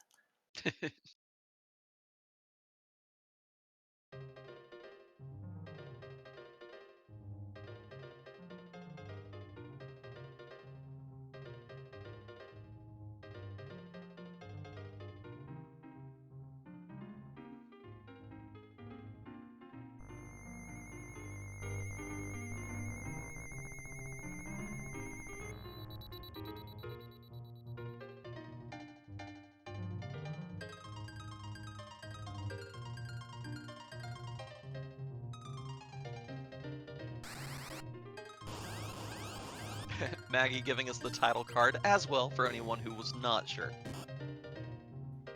Thank you, Maggie. And thank you to our restreamer, Natara, for throwing the music over there as well. It's Guile's theme. Street Fighter 2. Night2 pointing out in chat, by the way, that Tirasu and Smape still haven't found that darkness crystal, so they have to be even more confused by that dot done. Like, did Blaze accidentally hit enter? No. there's something being overlooked here, and again, we have 40 racers in this seat at this point. Only one forfeit, only one finisher, and I wonder how confused how many people are at seeing that dot done and not seeing any more yet. This is delightful. Thank you, Natara. I know personally I'd be like, oh no, how many other people are so close to being done? I think the further it gets from that first dot done, the better I would feel about myself as a player. Just because it's like, oh, I'm not the only one who's completely lost. I'm not going to be, so far behind that it's ridiculous. So at least for me, I would feel more comfortable with it being, 10 plus minutes at this point. And Bigdunka is taking on that gauntlet back on the moon. Taking advantage of those J items to clear out these fights as quickly as possible while not sacrificing any XP. And yeah, I've got a very good feeling about this spot. It does have 2 potential key items, and it's not as harsh as some of the other fights. It's just a little time consuming, so. Yeah, I understand why he skipped it earlier. It's a lot of fights, and now with more levels, more key items under the belts, I would definitely check this before, say, Baigen in that one spot we saw him earlier. One of the one of my favorite 2v2 race memories with a community member and buddy of mine, Supremacy, was we had done so much clearing of the blue planet till we finally found the darkness crystal for lunar access at some point, and he was like, "Hey, are you gonna check a hairdryer's chest or cave bomb?" I'm like, "No, lunar dragons. I'm going straight to lunar dragons," and it was both halves of the crystal. And so I'm kind of hoping it's very unlikely for that to happen again. But if so, I'll just treat this as Natara's. Even more, you're welcome. Thank you, Natara. The seed is a blessing. Thank you, Natara. Dunka has 2 more fights here. 1 more with the normal monsters, 1 more with guards. We'll finally see what's been in these chests this entire time. Well, and it is entirely possible there are so few places to check for those key items now because everybody's checked so many different places. It could potentially be that these 2 chests are value. So hurry through this fight. I want to see.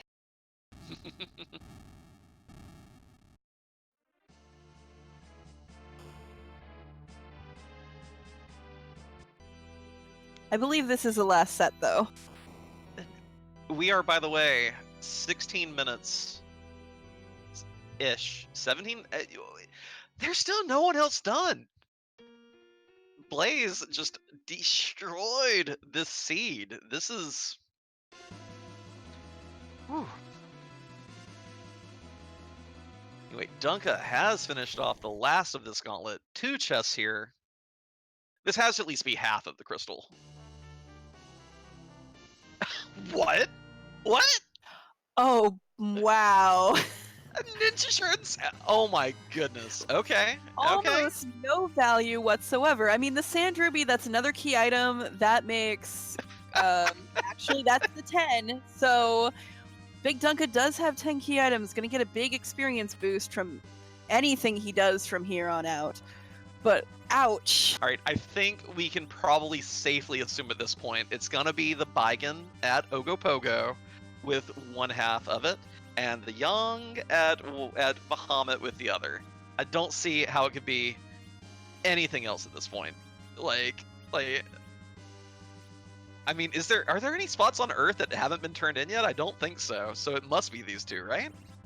Well, we still haven't seen Tower Key, right? So it could be the Tower Key spot has something. Yeah, that's true. Oh, and Joel's pointing out Pan is an option as well. Oh, yes. And Pan, there are 3 spots with Pan because you have 2 with Sheila, and the Sylphs could potentially give you that key item. Yeah, we saw the first Sheila item. It was just the pink tail, but the second one in that Sylph item could be it as well. Ooh.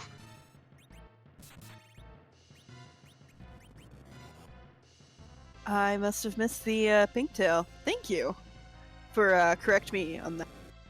Oh, it's all good. I mean, no one went no one was particularly eager to turn it in, given that we have the no adamants flag on.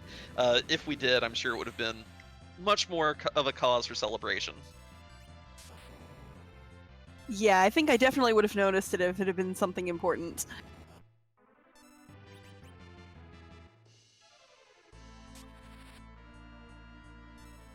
So, Dunka here, the only one of our Restream racers currently giving us new and fresh information, I believe.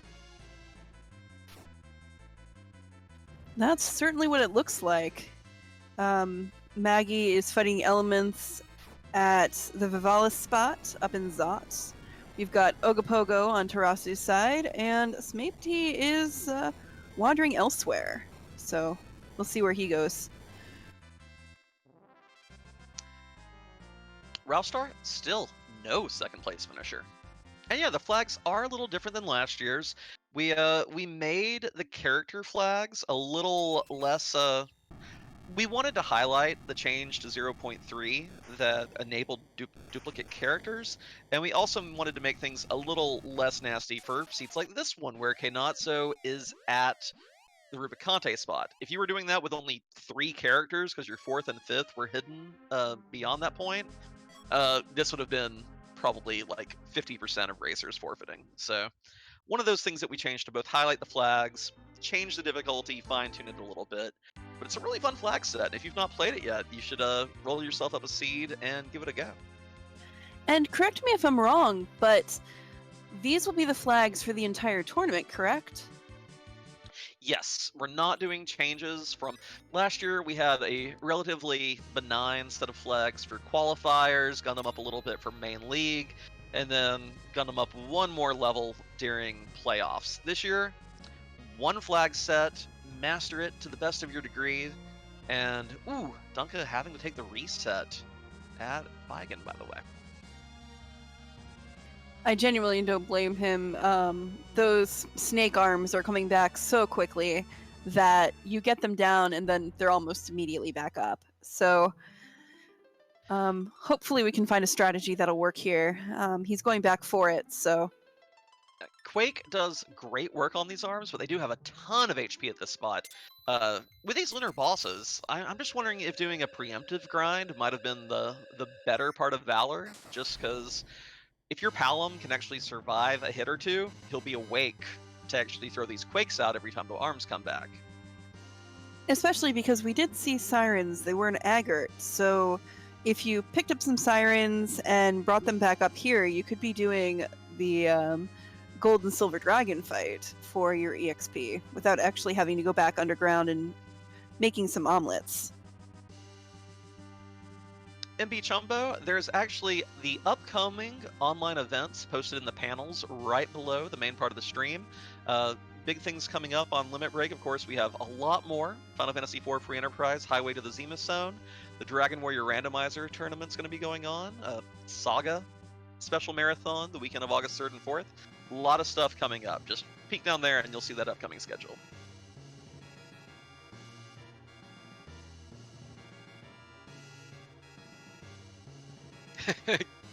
KFL, thank you for the sub. And yeah, this curve has been destroyed. More than 20 minutes between first place and second place.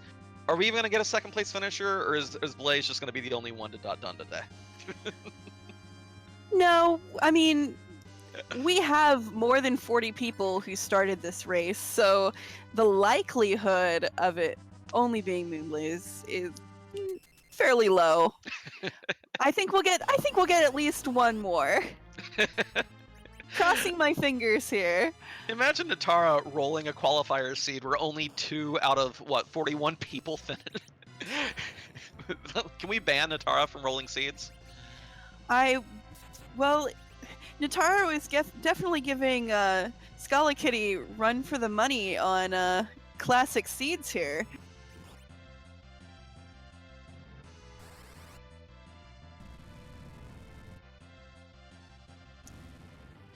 So, looks like Tarasu is going to turn in both tails, so we'll see. Maybe the rat tail has value. Oh, well, the rat tail we know is the tower key. But, turning in the pink tail, though. Another. This seed is screaming for Racer Quint Zerk strats at Zeromus. Healing Rosa? No. Black Magic? No. Artemis Bows. Artemis Bows for everyone. Big honkin' spears for others.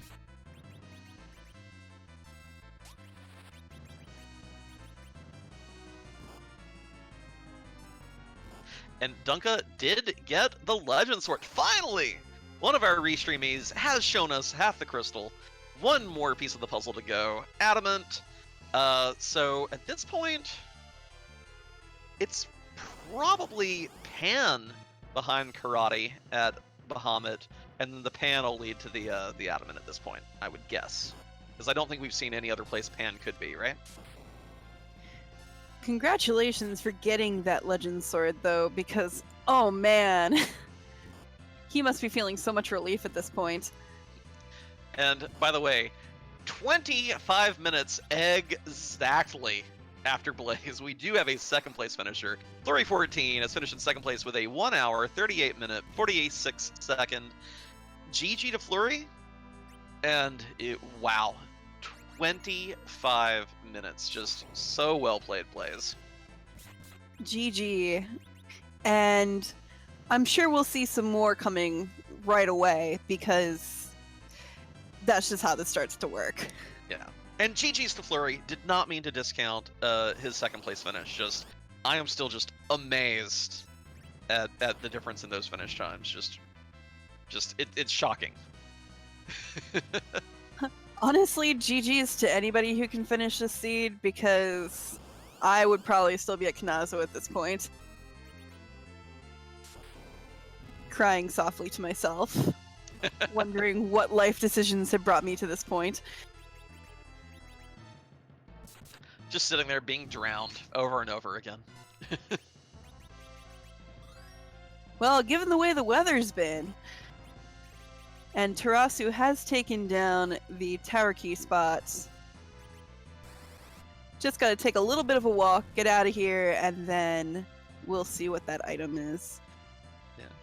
Maggie, by the way, up on the moon as well. Of course, we know this spot will not be the payoff beyond experience, and, well, honestly, the items here aren't even that relevant either. If it were a ninja shirt, it had to be a ninja shirt. Couldn't be like a protect ring or something. It had to be a ninja shirt. Or a glass helm. Oh, Naidu, excellent point. Tower had Pan.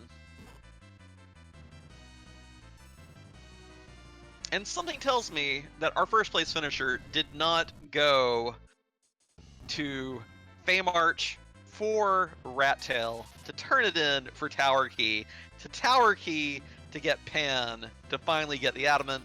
So I think Dunka, once he's done beating up this monk, will show us the final piece of the puzzle.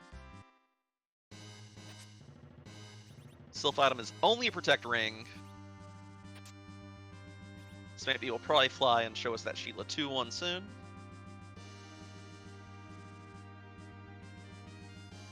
Eagle Falcon, we have had a first place.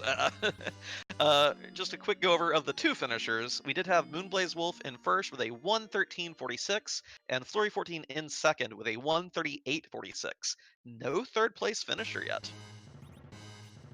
Although we could be seeing one shortly, because we have Bigdunka going up against Karate Man on the moon, and we have Tarasu turning in the Pan, Swonking Yang, my favorite sound effect in the entire game, and then probably heading right back up to Sheila to get that. Protect Ring. Also a useful piece of gear, but I wouldn't want to be seeing gear at this point. Oh no, she had the Luca key. I wonder. I doubt. Okay. We do have a third. Sorry to interrupt. We have a third place finisher. GG's to Rexroll at 1:42.22. GG's to Rex. Probably the main. So of course, 3 of our 4 restreamies tonight are huge members of the restream team and the community races. Tirasu, Smape, and Maggie, all huge helpers in that front. Rex as well, but maybe by not being restreamed, he avoided a little bit of Natara's curse today. So GG's to Rex. Nintara's curse, or even potentially just the jitters from knowing you're being restreamed. Also true. I know that would also affect true. my play. Smaepdii at this point, I wonder what's going to go through his mind when he gets down here, and it's not the Darkness Crystal, because there's nothing else. There's nothing else to check on Earth, Smape. Something has been overlooked, and it will undoubtedly hit him like a bolt out of the blue. And Dunka has the adamant. Value at Cave Bahamut. Now to just turn that in, use that pass, and yeah, well, we'll save that question for a couple more minutes. We do have a 4th place finisher, by the way. RN Castro 86 came in 4th with a 143.27. GG. Oh, and a 5th right after Chokosura at 144.08. I think we're about to see a ton of racers coming in hot. So brace yourselves for some of these .duns. We'll do our best not to talk over each other.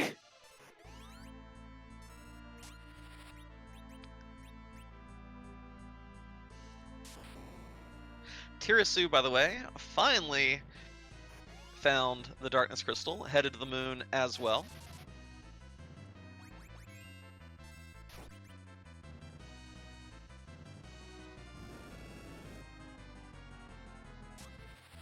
On the one hand, it would be bad to be getting to the moon at this point, because we are almost 2 hours into this race. On the other hand, having fought so many other bosses, done a little bit of grinding, like, your levels are so high at this point. And just a Bahamut summon in Luca Cave. Womp womp. Smape hits the reset button. Of course, not seen Mist Dragon yet on Smape's stream, but I would think that Smaepdii was probably thinking it won't be Mist Dragon at Evil Wall. So we're going to see if he goes up and checks these vanilla spots. Right, because that would... I think I've seen that mistake affect somebody's play before, where they warped out right before checking that boss, and it actually was Mist Dragon.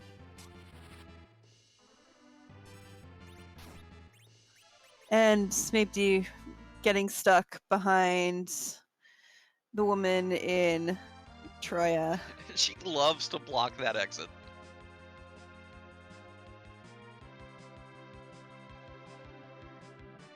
I'm wondering though, Smape, where are you headed? What's going on? Oh, has he just not done the Earth Crystal path yet? Okay. It doesn't look like it, no. And Dunka has gotten his crystal, headed over, not even going to bother making the slog down. Going to use that pass, which was our very first key item. Maggie getting awarded with their package. Of course, you have to take it, even if you don't want it. It's a key item. Find a spot in that inventory for it. But at long last, Bigdunka is going to answer a very important question for us. Oh, this is one of my favorite questions in this entire game. Oh, what's that question, Margie? Whose butt are we going to kick today? Oh, you actually had to change it to today. Yeah, well, it's not even noon where I am yet. What? Look at us. We're so nice. Scheduling these for our European friends. I really hope we had a whole bunch in the race today. Well, we really want to showcase the vast amount of talent we have here in the FE community, and the best way to do that is to make sure races are scheduled when people can play. So our races have been scheduled everywhere from, midnight my time to today was 11 to sometime in the afternoon, all over the place, just so everybody who wants to has a chance to actually participate in the qualifiers. Absolutely. Maggie now onto that Baigan fight, which will of course yield Maggie half the crystal.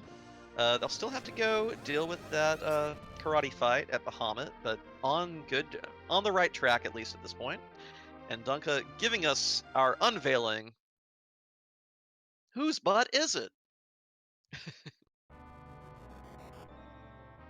Grr, erg.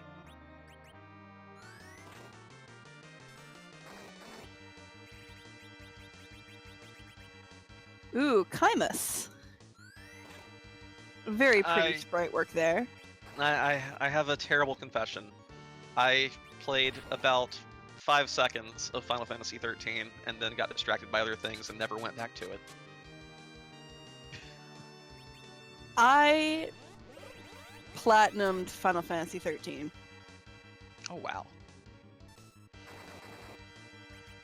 Not 13-2 though. I'm still working on that one. Dunka's team at this point looks like it should have little difficulty, has some great damage output in Yang and Kane, has a Rosa for the Cure 4, is a little shy on her HP though, she's not even hit the 2000 mark yet, and that Palom I'm pretty sure does not know Nuke yet. So, not a bad team, as long as he's cautious here, but it definitely won't be an insta-win, power-overwhelming kind of fight either. But sometimes, you know, slow and steady, as long as you get through. We've only had 5 finishers, so...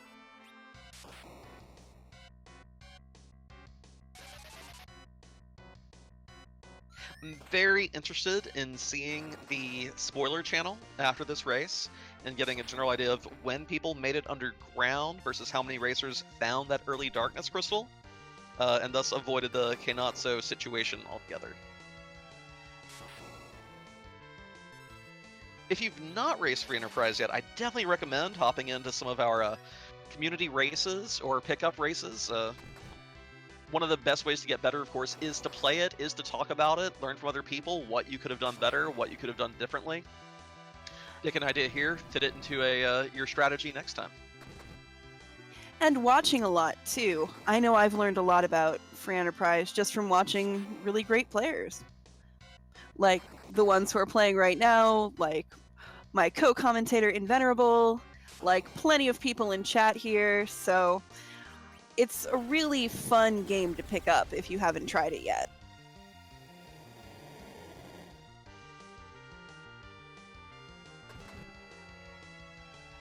There was a very powerful unnerfed Big Bang, not quite enough to kill Rosa though. Didn't actually take down any of the characters. I'm surprised. Yeah, and had that Cure 4 queued up, nearly got to an HP ran out situation with Palom. Didn't quite get that far though. So got the Cure 4 up. Of course, different Big Bangs in the fight have different spell powers. Some later on will come out at a max of 2700 damage instead of a max of 2400. Dunka has to really hope he gets through here before we reach that point. And Smaepdii is just picking up the Darkness Crystal, so yay! Everybody will have the moon access. Literally checked every spot on the blue planet. Nothing left to see here, folks. Smaepdii, get you onto that moon, and hopefully he'll make some quick choices here to go ahead and get his crystal forged as well. You can do it.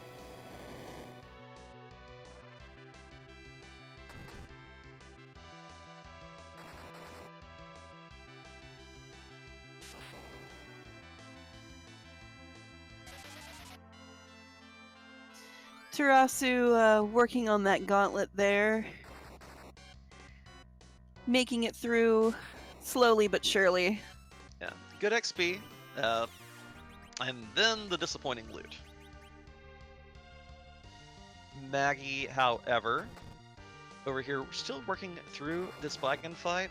Really going to be a huge thing here is getting that damage in to where those arms stay dead. They punch so hard and just rip through these mages like paper, and without those mages, it's just not going to work. Right. And yeah, just having to get people up and keep fighting.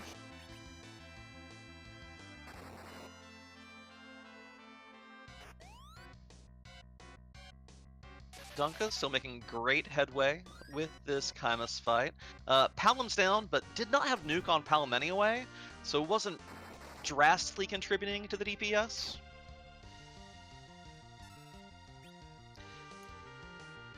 No, he probably just would have been a potion bot and threw a couple viruses or something like that. And there is Meteor. Rocks falling. a delicious bowl of Meteos from Chimus. So we are getting very close here. Almost done. Hey, there's a flash. GG's to Bigdunka. Coming in, GG's Bigdunka. yeah, 6th place overall with a 153.19. First of our restreamed racers to finish. We'll see if we can get him in here for an interview shortly.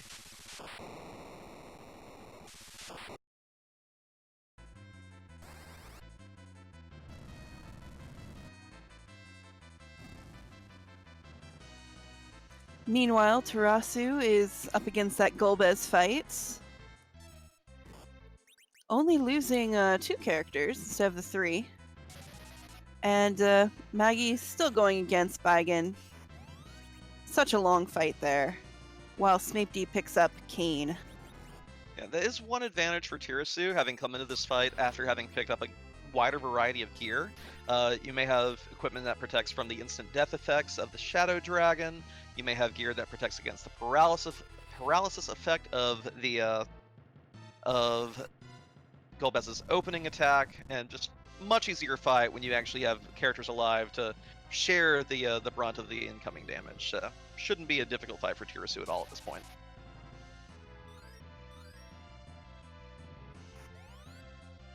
Oh, and we are joined by Bigdunka. Bigdunka, are you there? GG's. GG's, everybody. Thank you. So, you were one of our first racers to go underground, and well, not to go underground, pardon me, to head into Cave Evelyn. And I'm just curious, what went through your mind when you first saw that Kenatsu at Rubicante? I'm gonna do everything until I can have to do that. I cannot blame you as well. I agree that it's probably the rudest boss in the game, and it paid off for you. You were the only one of our 4 featured racers to find the magma key and avoid the turtle fight altogether. What was some of your strategy? What were your plans in mind once you saw the magma key? How did you decide where to route once the entire world was open to you?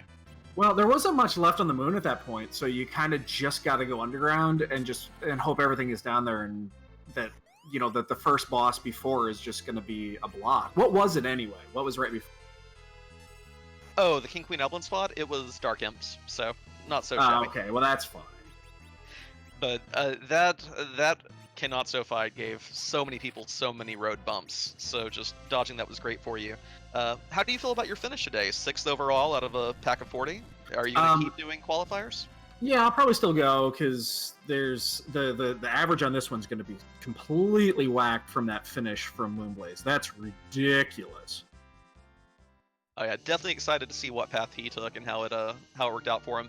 When you saw that dot done, did that change your mind about what you were doing? Did you try to revise your strategy on the fly at all? Absolutely. I hightailed it back to the ribbon spot, because there were all 1-for-1s that were left. It was all just 1-for-1 spots, and there had to be something that netted 2. The shock on my face when there was nothing behind the ribbon spot was just ridiculous, because then it was all 1-for-1s, and there were no easy early bosses out there. Yang was kind of okay, but doing early, what's his name? Bagan, that is just ridiculously good. Margie, any questions about Bigdunka's run you want some pressing answers to? I was going to ask, how did you feel when you saw the first dot done? Were you panicked, or you're like, I'm just going to keep going and there's got to be some way? I was 100% convinced that it was pan and either or both items at ribbon. I was thoroughly convinced, because it just, nothing else made any sense. Because I was gonna do it when I was there. I actually thought about doing it, because you could do it with hourglasses. It's just annoying. I was 100% convinced it was there, and then I have no idea where else to go with that, and I just started clearing spots. So, well, GG's again, first again of our restreamees to finish, and a great place in the pack. Do you have any final thoughts about the seed this morning? I'm with you guys. I want to go back and look at Moonblaze's route. I'm just blown away by that. But no, it was and not a difficult seed, but the spots were incredibly annoying. Like the bosses, when you could get to them, were just really not. I just didn't want to do any of them. But overall, not too bad. Oh, it was amazing playing. GG's on that finish, and congratulations. Thank you very much. Thanks, everyone. Appreciate it. That again was Bigdunka, great community racer. Be looking for him in the upcoming qualifiers and possibly even the league proper. Doing a great show for you today. Make sure you give all these runners a follow. They're all out here trying their hardest on what is undoubtedly one of the rudest seeds I've seen in a qualifier. And we are seeing some headway being made here. Yes, MaggieTheKatt got their legend sword and a magma key. Now, you know the magma key is going to be a little disappointing. They have to think, oh, I didn't have to do that Kenatsu fight after all. And Tirasu, legend sword, one more piece of the puzzle. Smaepdii is going for value here. So going to actually be one of our racers to find the adamant first if he gets through this fight. And we did have a 7th place finisher. Zilch has finished with 1 hour 58 minutes and 44 seconds. GG to Zilch. This is going to be a really, really shocking to how many. So with these flags, most of the races we've seen, the pack kind of comes in around the 130 to 145 mark. This time, the group average looks to be like it's going to be significantly above 2 hours. Just very impressive seed, really putting our racers to the test today. And I'm excited to have gotten to actually be a part of it. Code Kaiser, the time gap, I believe, was 25 minutes exactly. And Frog Squash, there are different variants you can play of Free Enterprise. The one we're currently on is V1. It's Forge the Crystal, so you don't just find it on its own. You actually have to find the Adamant and the Legend Sword, turn them into the Blacksmith, and then you get your crystal. It smooths out the variance that the game has if you're only having to find a single key item to complete it. And because we're playing V1, you have to get underground too, otherwise you can't forge the crystal. So even if you find the legend and the adamant right away, you're not done. You still have to find a way to get to Zemus, so either the pass or the darkness crystal, and you have to find either the hook or the magma key to be able to get underground. And depending on whether you find the hook or the magma key, you might need to figure out a way to get past, say, Kanazo at the Rubicante spot to get to Kokol's shop and forge that crystal. So, excellent example. Why did that one come to mind? I just think that would be the rudest spot, and I just don't know where that came from. But this seed in particular highlights the variance that you can see, because we're over 2 hours here for our other 3 restreamed runners, as well as the others who are still participating. And this seed could have taken, or a seed could take, slightly over an hour. Obviously, we're over 2 now, so it really does just kind of depend on how it's randomized, the luck of the draw.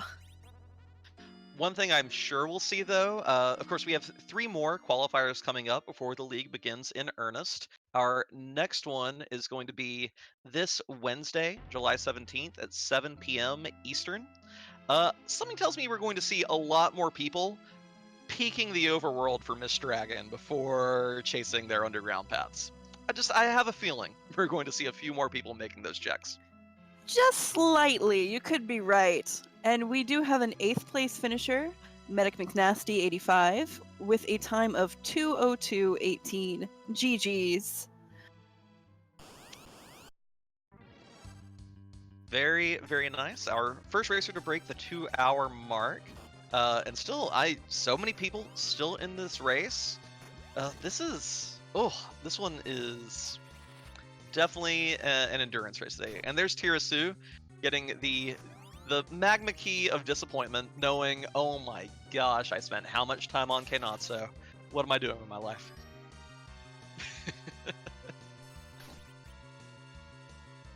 doing everything you can to get that piece for the crystal.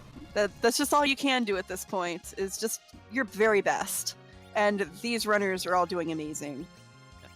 Maggie here in great shape. They're dealing with the karate fight, which will give the final piece of the puzzle, the adamant, then just fly underground, forge it, take that pass up.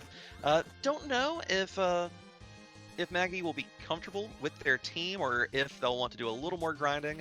Gold Dragons are available in this exact same room as the Bahamut fight, so very convenient, but already going to be pushing 2,000 HP on the Rosa. There's nothing wrong with a little more HP, and we know that you can do low HP, low level Zemus. You just have to time everything correctly, and right now, you've been playing for so long. I mean, I personally would go into a little bit of a grind, but I'm also one of those people who likes as high HP as possible. Gotcha. We also have had a 9th place finisher, Dark Kobold, with a 2 hour, 3 minute, 56 second finish. So top 10 about to be rounded out as soon as we get one more dot done. GG's Dark Kobold. That's the best kind of kobold.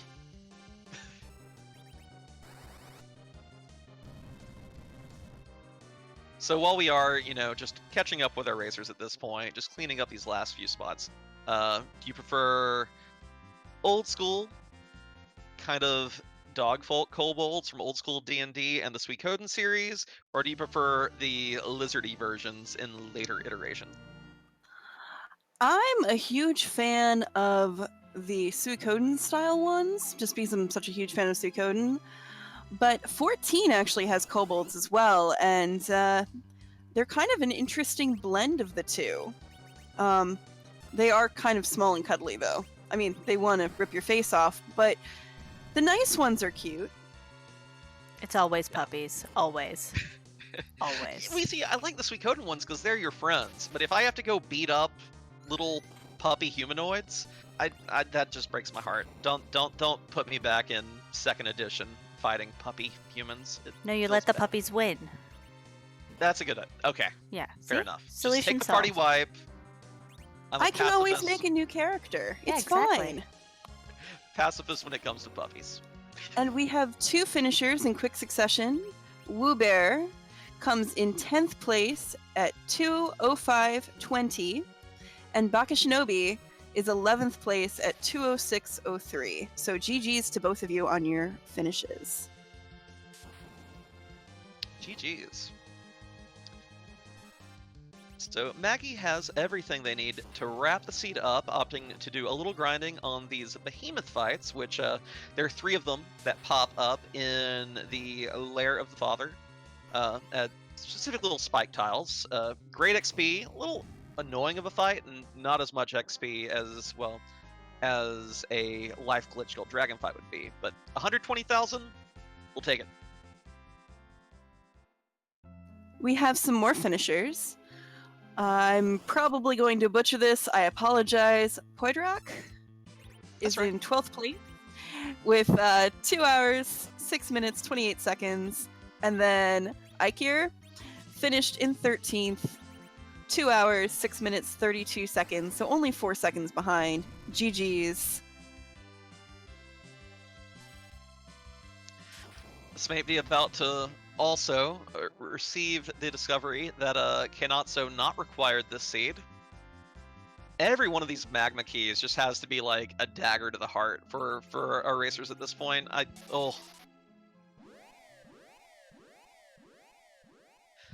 Judge Arcadia, first place was Moonblaze Wolf with an absolutely ridiculous 1 hour, 13 minutes, 46 seconds. Blowing even second place out by 25 minutes.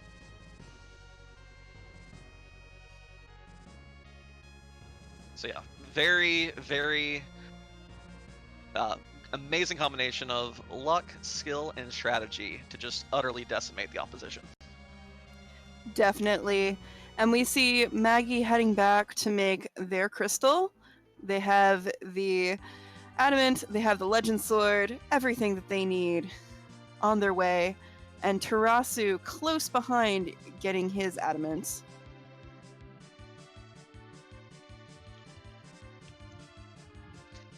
Smaepdii resetting out of the gauntlet fight, figuring, no, that one, that's not where it is. That would take too long.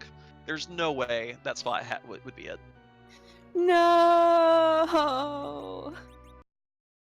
Tirasu, by the way, also doing a little bit of bonus grinding here. Did not get a Rosa like our other 3 featured restreamies. So, gonna be taking a little extra XP here. Did we see Cure 3s in any shops anywhere? I don't believe I saw Cure 3s. I believe I saw Cure 2s. Don't remember exactly where. And Tella does have low MP and low HP, but if you can keep him around long enough, you do have him you can use to heal. Oh yeah, a Cure 4, even with a Curse Ring Tella on a single target, max HP. You won't get a lot of mileage if you're splitting it 5 ways, but the single target one will still do a full heal. And with how many Sirens Tirasu has, he can definitely get all the XP he wants. It's just unfortunate that Tella's never really going to get that much HP, and his MP isn't going to grow at all. We saw a Soma drop far earlier on, which would let him do Meteo once and have 1 MP left. But it's just not... He's not Rosa. Yeah. Chat filling us in, there are Cure 3s at Dwarf Castle. So, worst case scenario, if you can't rely on Tella, Sid can very easily be a chemist in a pinch, and then you could leave your melee offense to Sid and Yang, and let Palom throw out, all the nukes you need and have more than enough DPS. No white mages required if you got that nice stack of Cure 3s for sure. Assuming you remember where to go get them, which I know me, I wouldn't. But these runners, it's entirely possible they have a tracker up on their own personal screens that allow them to check those things, or even just good old pen and paper. Oh yeah, if you're intimidated by how much you have to keep track of to play this game, don't be. Our Guides and Resources channel has access to any number of key item trackers, location trackers, shop trackers. If you don't keep writing utensils handy yourself, we have a tool for that. Exactly. And we have a few more finishers. Pizza34 has finished in 14th place with a time of 2 hours, 10 minutes, and 16 seconds. And Simbu finished in 15th, 2 hours, 10 minutes, 31 seconds. GG's to both of them. Yes, GG's.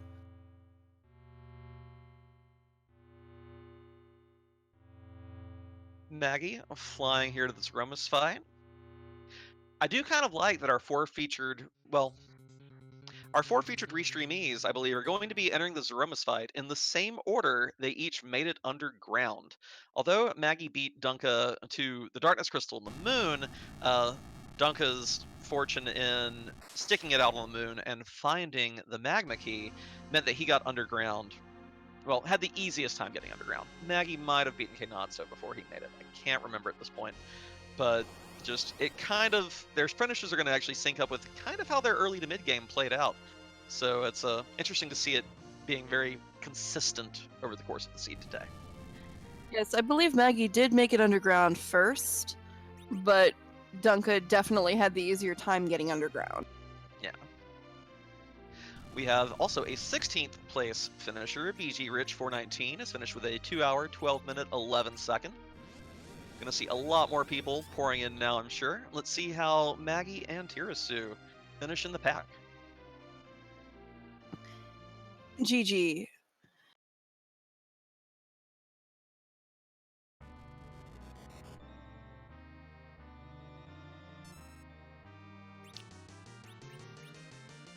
So did Maggie do enough grinding to get their Palom up to nuke level? I definitely see that 2300 HP on Rosa, which is great to see.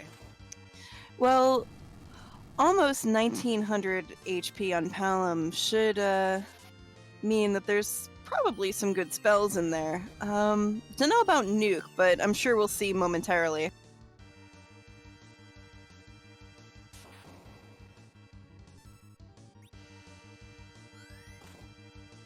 Tirasu doing a little bit last menuing here before entering the fight. Oh, you're just gonna leave that silver apple sitting there?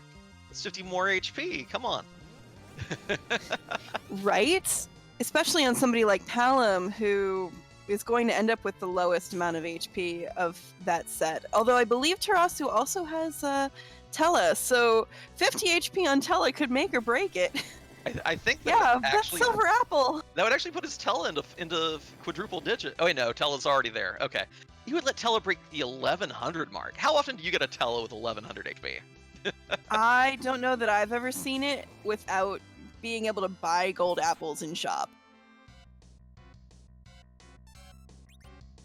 Smaepdii, by the way, also joining the crew in go mode here. Correctly avoided the gauntlet. Did not have time to deal with that, and yeah, will now also be off to the races. Things are definitely heating up, or maybe turning into a vacuum because we're in space. I mean, sadly, you know, we're not. Okay, good. So Tirasu definitely has Nuke. Maggie, I think their Palom was sticking to. Wait, no, also Nuke. Okay, good. So our Quack kids are at their fullest potential when it comes to dishing out the big bada booms. They've evolved into their final form, which is Nuke Kid. It's super effective. So, gonna be a very close fight between Maggie and Tirasu, although I think Maggie has the advantage, got in the fight sooner, and of course has that Rosa throwing alternating Holy and Cure 4 as required. Sid over here with the stack of Cure 3s. Just gonna say Rosa's probably a little better than Tella. Just a little bit. Just slightly, but that was a really good nerfed Big Bang there on Tarasu's side. Only doing 800 some damage to Tella, so even Tella's still alive. I'm impressed. However, they both look to be getting a little sniped. We do have a 17th place finisher. Dragus has wrapped up with a 2 hour, 15 minute, 43 second finish. GG's Dragus. GG's.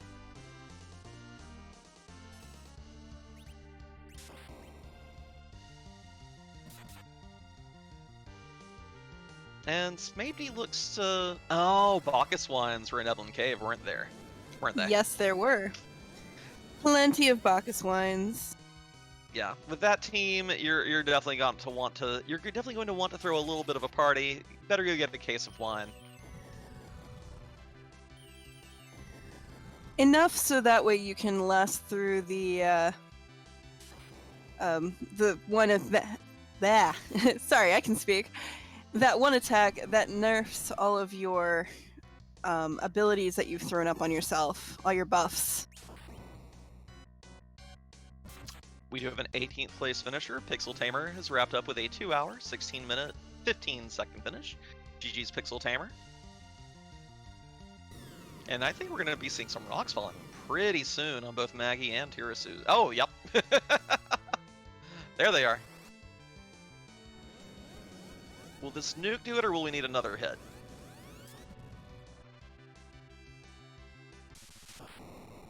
It's gonna be close. Oh yeah, that does it. GG, MaggieTheKatt.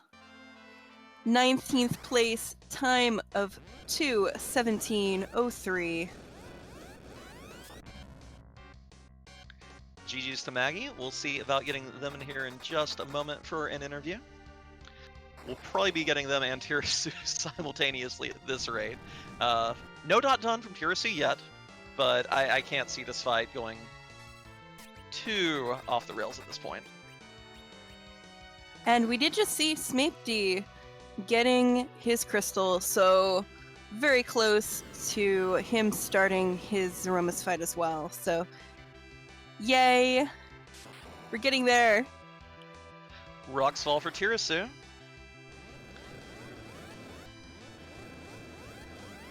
I like Tirasu rolling with no white mages. It just best defense, good offense, right?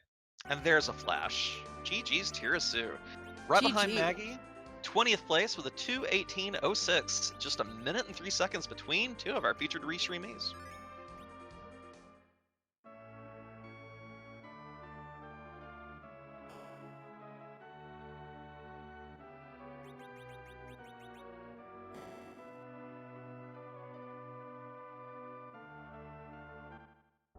And we are joined by MaggieTheKatt. GG's Maggie. Thank you. GG's. So you were the first of our restream racers to see that darkness crystal. What at that point made you decide whether to try to chase the hook versus stay on the moon? What influenced your decision at that time? Yeah, so when I saw that vanilla mist dragon sitting there in Mist Cave, I wasn't quite sure what to do, to be honest. I went to Baron Inn right away just to get another character because I knew then I would have 5 characters once I went up to the moon. And my plan was to then slingshot on the moon, and thankfully it was a pretty useful character being Kane up there. So I went ahead and did the hair dryers to get some levels, and I was hoping that a relatively easy boss. So I popped into Cave Bahamut to see what was in there, and kind of got rolled by the Karate Man. And so then I was like, maybe I should, now that I got the character and I got some levels up here, that maybe will give me the edge to pull ahead of somebody else who maybe hasn't come up here yet and found that darkness crystal. So then I decided to nope out and go down the hook route instead. Those levels definitely paid off for you. Of the 3 of our featured streamers who went through that path, you had the easiest time with Kenatsu between those bonus levels, your double canes, and your Thor Rages. Yeah, I figured as soon as I saw Kenyatsu there, I was like, oh man, I hope that there isn't like a magma key sitting around that I missed, because I didn't do Baron Castle until later, so I was like, so I hope that this is like pulling me ahead a little bit here by, getting these levels and getting this extra cane, because this Kenyatsu is definitely going to be a roadblock if somebody didn't prepare for it. How did you feel when you did see the magma key towards the end of the scene? I was like, okay, good. So because especially by then I'd seen a few forfeits, so I was like, I feel like probably there wasn't a magma key sitting around somewhere. So I was like, okay, good. So there wasn't one just floating around that I missed, and I'm like way behind everybody else at that point. So I was like, okay, this was good. I made some okay calls, even though like ahead of everybody else. Like I still made some pretty good calls here. Margie, what do you think? I do want to congratulate you on your tenacity with that Kanazo fight, because that was a very, very long fight. Yeah, like any boss in that spot, in that Rubicante spot, is going to be and difficult, no matter, unless it's something free that you can coffin, like guards or something like that.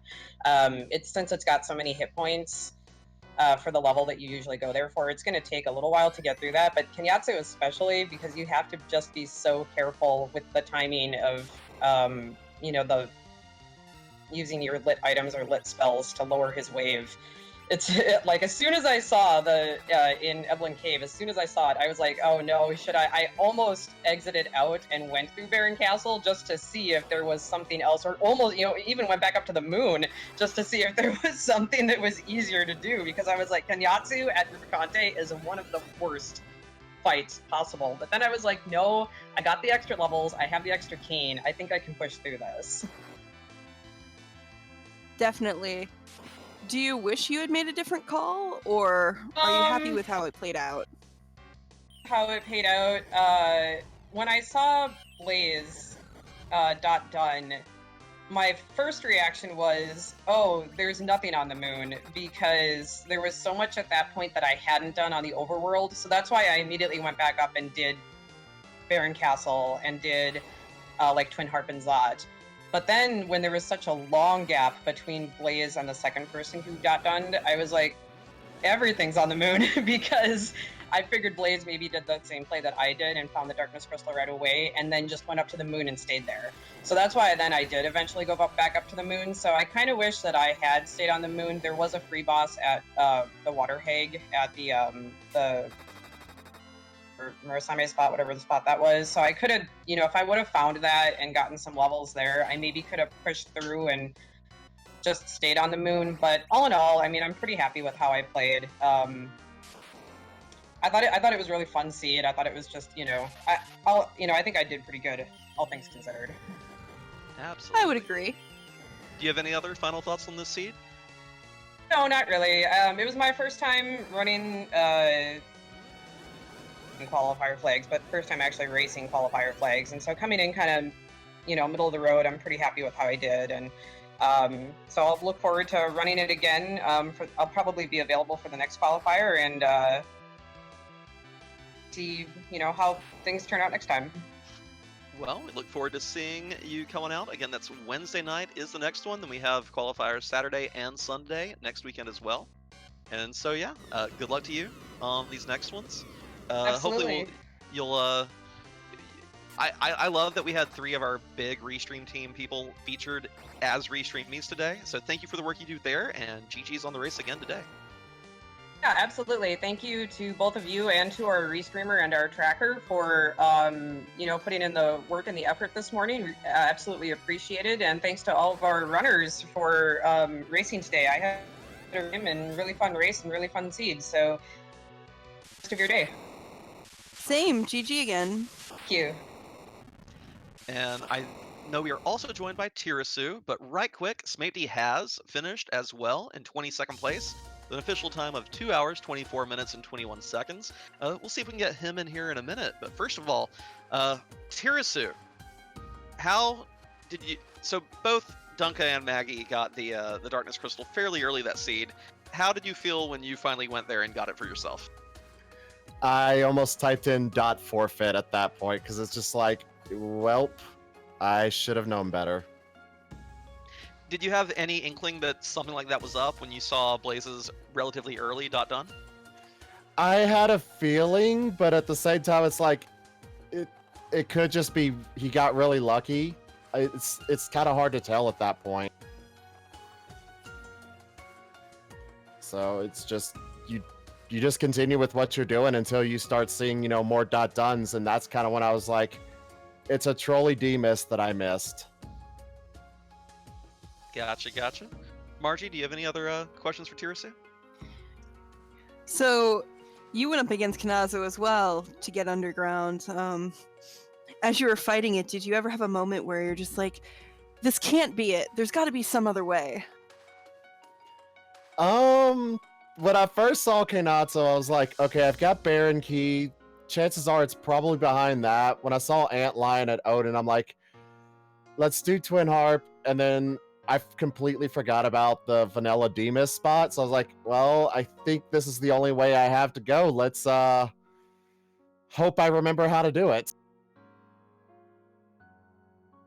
And you obviously did, because you beat it. Yay! I will never say Natara rolls nice seeds again. You brought this on yourself today! I forgot that you were saying that in the SRL channel! Oh! We all learned an important lesson today. But I will say, regardless of the overall finish, regardless of your temptation to forfeit when you did see the Mist Dragon, I will say any seed where you get through Keinatsu at Rubicante is a win. And so the fact that you even, stuck it out through that part, one of the hardest boss fights in the game, I think just says really great things. And I'm hoping to see you in more of these qualifiers. We have 3 more this coming week, right? I haven't decided yet. I have something going on Monday that's going to kind of make it hard to get to the next one. But maybe this weekend's or next weekend's. Yeah. Gotcha. Well, either way, excellent part of the team. We thank Maggie for all the work they do with the restreams, and you, of course, put in all the hours on commentary and restream for us as well. So whether you race or not, thank you for being a restream today. Thank you for coming out and, giving us that performance. And do you have any other thoughts about today's qualifier? Never forget to check those kind of trolley spots, because you never know when D-Mist is going to show up and be required. And then, of course, thank you guys for commentary, Natara for rolling this seed, and our tracker. Thank y'all so much for the work y'all put in. And thank you for racing for us today, and GG's again, making it through. GG's Tirasu. GG. And of course, we are joined by our good friend Smaepdii. Smaepdii, how you holding up, buddy? Hey, thanks everyone for watching my 100% Let's Play of Final Fantasy IV. Don't forget to like, comment, and subscribe. And oh, this was a race? Oh, stop. Same deal though. Like, comment, subscribe. Yeah, that was rough. So you were the one of our racers to show us that amazing Bahamut summon available in the sealed cave, but you didn't wait to see if the Mist Dragon was there. Why didn't you wait to see if that was the Mist Dragon? I'm gonna be honest. I had completely forgotten the Mist Dragon was even a part of this video game. When I was at the Luca key there, it wasn't until later I realized, oh, I'm running out of spots. Oh, I haven't checked any of those first 2 spots. Oh, I'm really not good at this.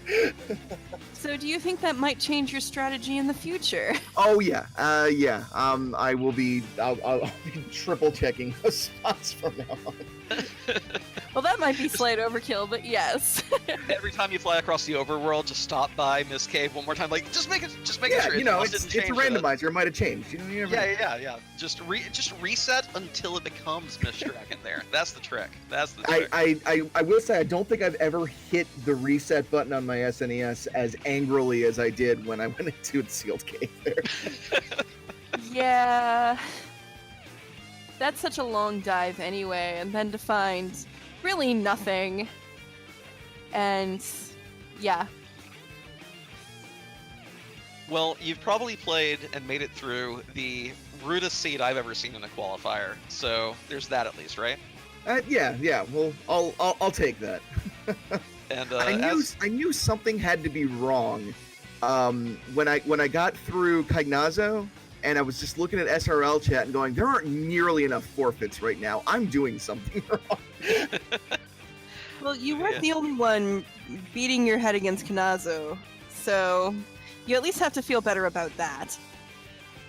Yeah, Maybe. and I think it was about 5 minutes after I beat Caignazo that Moonblaze Wolf clocked in with their finish, and I'm like, okay, there is something going. Am I on the right seed? Well, I mean, you know, I told Tirasu this, that regardless of, you know, the trolley Mist Dragon, any seed where you get through Kainatsu at Rubicante is a win. I mean, there are seeds where, especially if you're, luckily, you had a team that made it quite possible, but there are definitely seeds where that is just a complete and utter roadblock, and you barreled through it, you made it, and just that hidden Mist Dragon just threw things off a little bit for you. Are we going to see you in the next few qualifiers, then?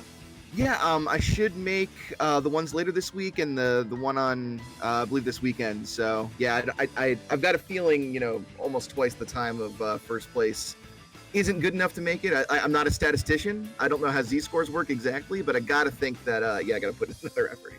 Well, for what it's worth, I think Blaze ruined the curve for nearly everyone today, even the people who were at the top of the pack. So I was about to say, just because you finished with, you know, twice as much time, that outlier.